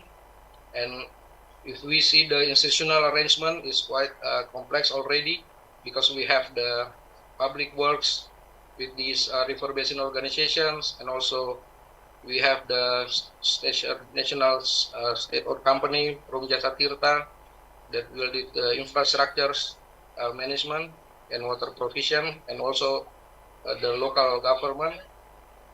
And we already have this council in province, and also the river territorial councils in the TKPSDA.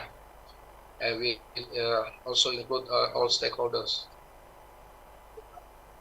And if we see challenge here in river basin, Brantas River Basin, there are three types of strategic issues. In the upstream, we have a problem in the sedimentation, flash flood, and land use change. And we also deal with the volcanic eruption in the upstream of Brantas, because there are many active volcanoes there. We have Semeru, Kelut, and some also active volcanoes there that will also affect the water management and also the river conditions. And it's very dynamic, particularly in the recent years, because we see now the active volcano in this river basin is become more active again. And then in the middle stream, we have an issue with the domestic waste, erosion, and sedimentation. And in the downstream, we have a lot of cities that have the surface from these river basins, including many big cities like Surabaya, Sidoarjo, and Mojokerto. And the problem in the downstream is industrial waste and also from flood. And that's why in river basin, Brantas River Basin, it's a quite complex type of water resources management, and also for the including the volcanic eruption and activities in the upstream. Now, I want to talk about our experiences in managing the Citarum River Basin. Maybe, if possible, it's become an example for us that we can also try to have a similar approach or also strategy in River Basin of Brantas. Previously in Citarum, we have preparing from the since 2011 we have this master plan for river basin Citarum, and it's also supported by the ADB at that time. But the implementation is quite challenging because we face a lot of problem in this river basin, similar to Brantas. We have the water quality issues, as also the problem for sedimentations and also the flood. And finally, in 2018, government make some like acceleration process for the restoring the condition of the Citarum River Basin, and we established the team that in the national level and also the task force in the local level that also supported by the army. And the main issues that we handle with this acceleration river basin Citarum is deal with the water quality and also water supply and flood management. And it's quite challenging, particularly for the water quality issues, because we are dealing with the big cities in the upstream. There are Bandung greater area in the upstream that make a lot of population live there and also pollute the water in terms of solid waste and also the liquid waste and the sewage. And also we have problem also from the industry. And by this we have these activities and acceleration program. We allocate a specific allocation for this activity, and now we can see the progress that in Citarum now the quality, the water quality is improving, and we deal with this handling from the upstream activities up to the social aspect of approach. We have domestic wastewater handling and also the industrial wastewater treatment, the waste management, education to the people, and also the law enforcement, and also provide the data that available to public to increase their awareness. Because the main issues in Citarum is the pollution and also the waste condition and also the sewage. And it will this impact the performance of the river as a whole. And now we can see after the program started in 2018, within 4 years we already achieved the improvement in our water quality from the non-class. Maybe the water quality is very polluted to become now class 2 in the water quality index based on the standard from the Ministry of Environment and Forestry. And we are having a good progress for this, and hopefully we can continue to improve the condition for the water quality in Citarum. But this also include a lot of efforts and many integration of many sectors, including the social aspect and also the water quality management, particularly for the industrial activity and the urban area. And I think this is the last slide for me, just to see whether we can also implement the enhancing the water quality in Indonesia, particularly for the river basin of Brantas. For the government, we are committed to the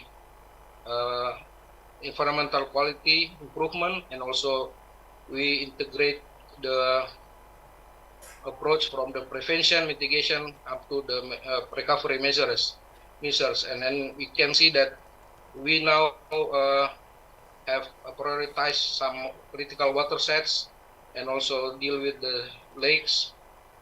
And I think in the future, in the next 5 years, we also will have this as our main strategy for improving the river basin condition in Indonesia, particularly in the critical areas.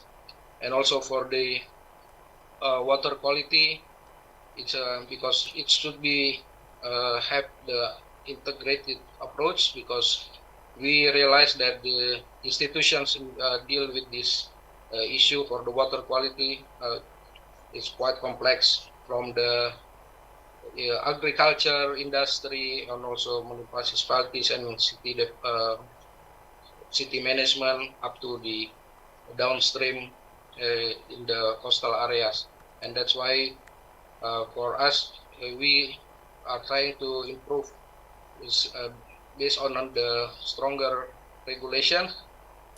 And now we realize that the water quality also need to have more attention and priority and sufficient budget to deal with this, because now our condition in river, most of our river, particularly in the big cities, including in those in Brantas River Basin, have already in the low quality for the condition of the water, and that's become a problem also for us to supply more water to people, because if the local government get the water from the river with the low quality, they will have a high cost to make a water treatment, and also will increase the cost for them to provide water to the people. And that's why if we can successfully maintain our water quality in the river, I think it will have a huge impact, not only for the water supply provision, but also for the quality of environment as a whole. And that's why maybe now, if we have some activities here in Brantas River Basin, it should become very important for us. In next 5 years, particularly in Brantas River Basin, we are now try to handle the issues in there. It's like a sedimentation problem in the main dams, and also handling the disaster from the volcano, and also deal with some issues in the downstream. And that's maybe can go hand in hand with our approach for ensuring the water quality in this river basin. And I think that's for all, and we as a Bapenas, we need your input and insight to have like a comprehensive solutions about how to improve and maintain our water resources management in river basin of Brantas. That's maybe my presentation. Thank you very much. And give back to Professor Paul. Thank you very much. Thank you very much, Dr. Irfan. And you heard it, we have our homework to do. Our insights are required. Thank you for this very nice overview of Bapenas Indonesian central government policy towards water resources management, and thanks also for the examples from the Brantas River Basin and the Citarum River Basin. Let's see if there are any questions for Dr. Irfan. Yes, please. The lady in the middle.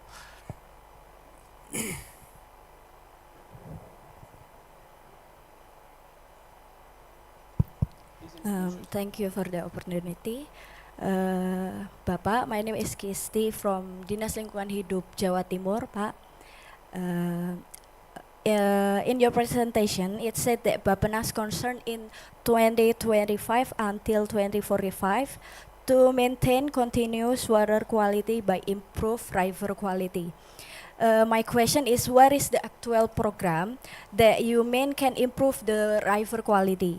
That is the first question. And the second question is actually not a question, but more a request from me to Bappenas to concern more about domestic waste than industrial waste, because in our monitoring data, Bapak, fecal coli and total coliform are the most polluted parameter in our monitoring data, which is caused from domestic waste. I hope Bappenas can concern more in domestic wastewater and hopefully can provide some regulation or such thing as kebijakan, Bapak. Kebijakan to push East Java province have comprehensive sewerage system like like Denpasar sewerage development project, like the one in Denpasar, Pak. Bapak tahu nje DPSP yang di Denpasar nje.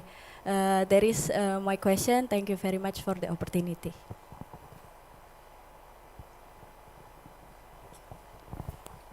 Please go ahead, Dr. Irfan. Did you hear the question? Yes, sure. I responded now. Okay. First thank you very much, Impresi, for your questions. First about the actual program. For the next 5 years, as I mentioned before, that we will have a more integrated approach for dealing with this water management and including the water quality.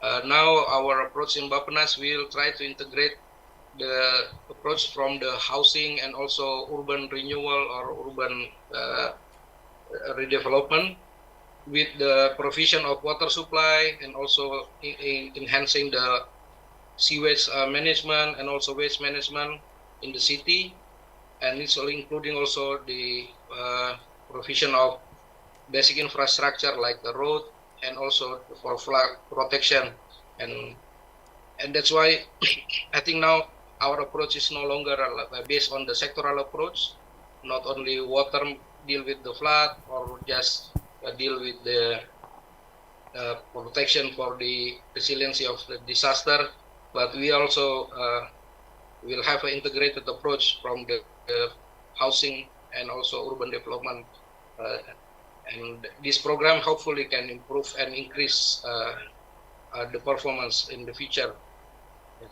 That's the approach that we will have for the actual program.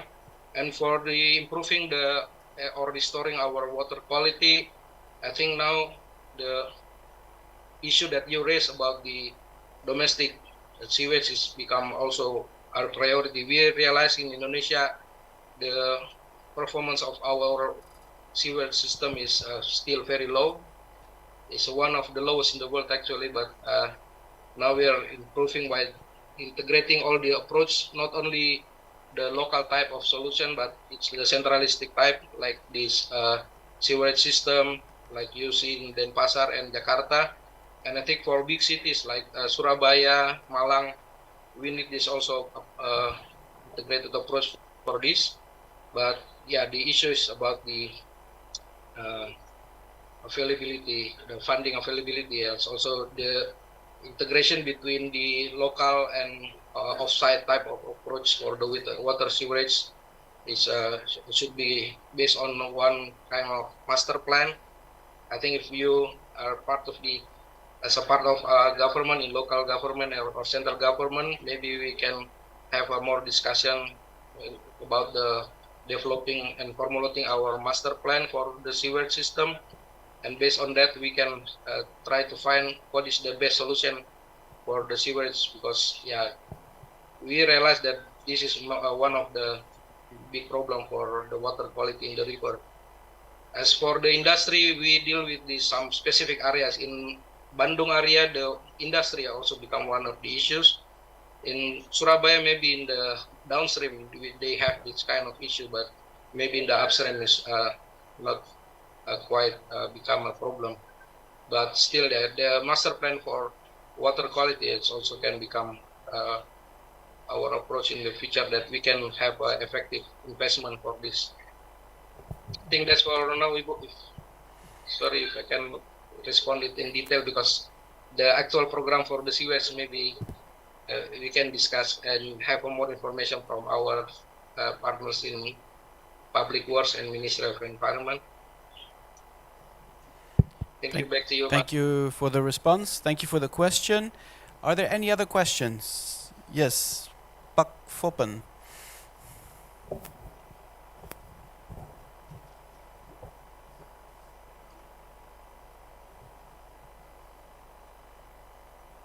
Is it working? Yeah, it's working.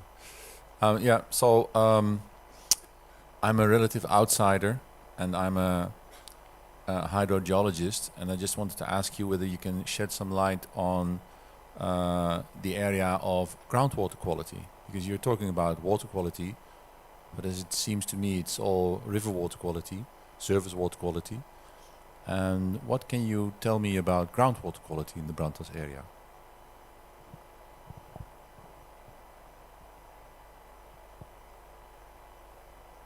Okay, thank you for the question.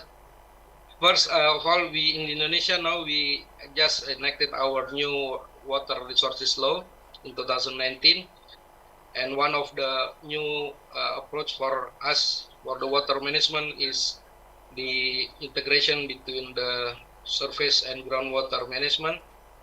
We now integrate the management for both of these groundwater and surface water. And for the issues for the groundwater quality, I think in Indonesia we already face some issues, particularly in the lowland and some coastal area, urban areas in the coastal region. But for the water quality measurement, I think it's not yet become the main program here in Indonesia. Now in some coastal areas, in urban areas, we just start to monitor the water level for the groundwater. But for water quality, I think it's also become issue, because now we realize many groundwater, in particular in the downstream, already polluted and also have the seawater intrusions, and that's also reduce the performance of the water quality. But in terms of the water quality as a whole, as a basin, groundwater basin level, I think Indonesia still need a lot of improvement for that, because we are not yet deal with this quality as a basin type, not only for the type of local type like in urban areas and or coastal areas. Still limited on that, and I think that's why we need a lot of support and input from these issues. Thank you, but maybe that's Okay, but it's thank you. important for us. Thank you. Any other questions for Dr. Irfan? If not, then if I can sneak in a question of my own. Oh, there's a question? Yes, Maria Carmen. I'll try to make it brief. Thank you so much for the presentation. It surprised me, well, it didn't surprise me because I learned about it in the last days, but one of the main sources of river pollution is diapers. And I was wondering, because I've talked about it with some colleagues in the last days, and I've heard also that it's related to some social norms and beliefs around what happens to diapers. I specialize more in women's health, and there's similar beliefs around menstrual products. And so I wonder if you could reflect a little bit on the intersection between the need to change behaviors by changing social norms, and how that's showing up in your work, if at all. Because yeah, to see it over there so clearly that it's one of the first sources of pollution, I think it's quite striking. Yeah, and I just wanted a brief reflection on that if we still have the time, because I didn't look at the time. Thank you so much.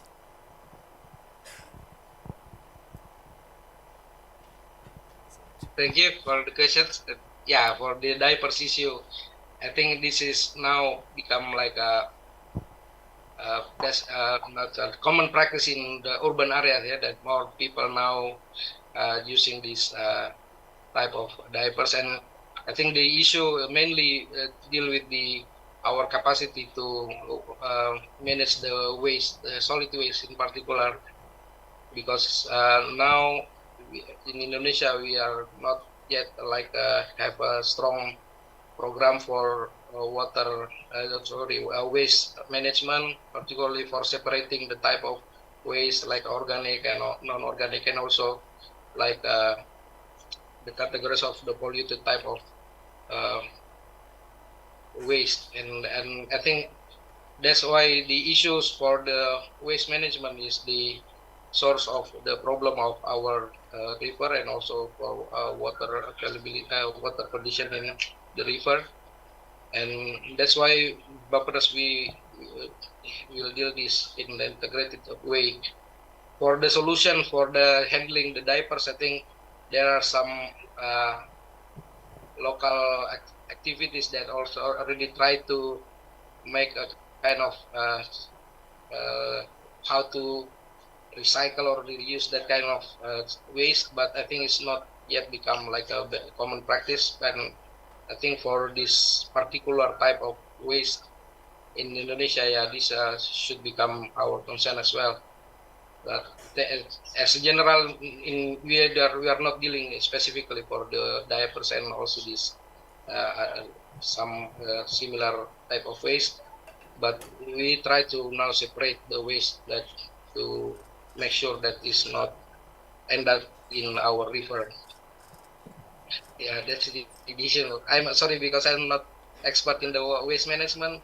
Maybe in some particular cities like Malang, they already have some initiative here for waste management, and I think Malang is now become one of the example, and including Surabaya now they're trying to manage the waste more in the like a comprehensive type of management for waste. And I think that's become our hope in the future, that we can expect more program from the government for this. Yeah, but now I'm not an expert for this issue. That sorry for maybe not that answer. Thank you. I will give it back to moderator. Thank you very much for the question. Thank you, Dr. Irfan. I think in the interest of time, we should end this session now. I would like to give a warm round of applause for Dr. Irfan and Junko before him. I think this has set a very nice basis for our discussions in the next few days, and this will no doubt help us as we come to insights of our own on the Brantas River Basin. So thank you all for the questions, and thank you for the discussion, and a big round of applause again for the speakers. Thank you.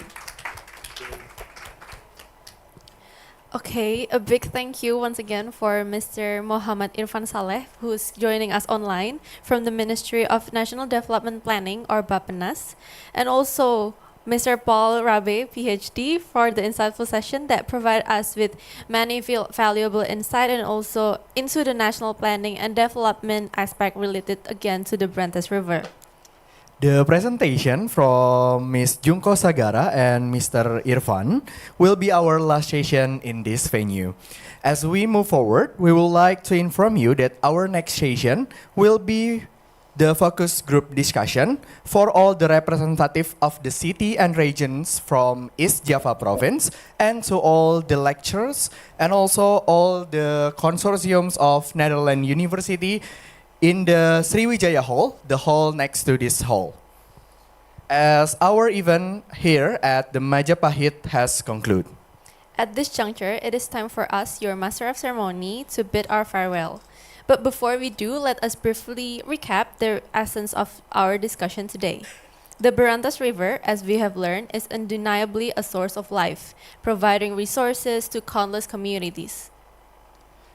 It is essential that we recognize its significance and the challenges it faces, so that we may collectively work toward it. Ladies and gentlemen, I would like to inform you some invitation that really interesting about. So based on the invitation of the Governor East Java, Dr. Haja Khofifah Indar Parawansa, he would like to invite in all the guests and all the audience in this hall to join a gala dinner in Grahadi at tomorrow night in Grahadi. So for all the audience today, as our hospitality, Universitas Airlangga will facilitate you with a bus at 6 p.m. in ASEC Tower. So for all the audience that want to coming to the Grahadi, to the invitation of the Governor East Java, you can coming before the 6 p.m. in this building.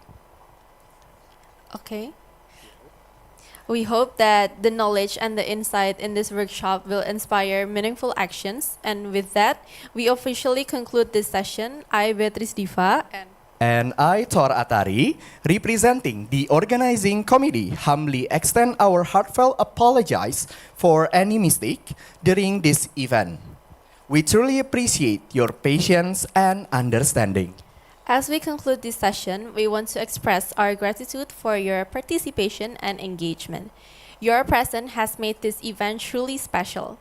We look forward to next opportunity to convene at Universitas Airlangga for future events. We are committed to continuously improving and delivering even more insightful and impactful experiences. Until we meet again in Universitas Airlangga, excellent with morality. Thank you. Wabillahi taufiq wal hidayah. Wassalamualaikum warahmatullahi wabarakatuh.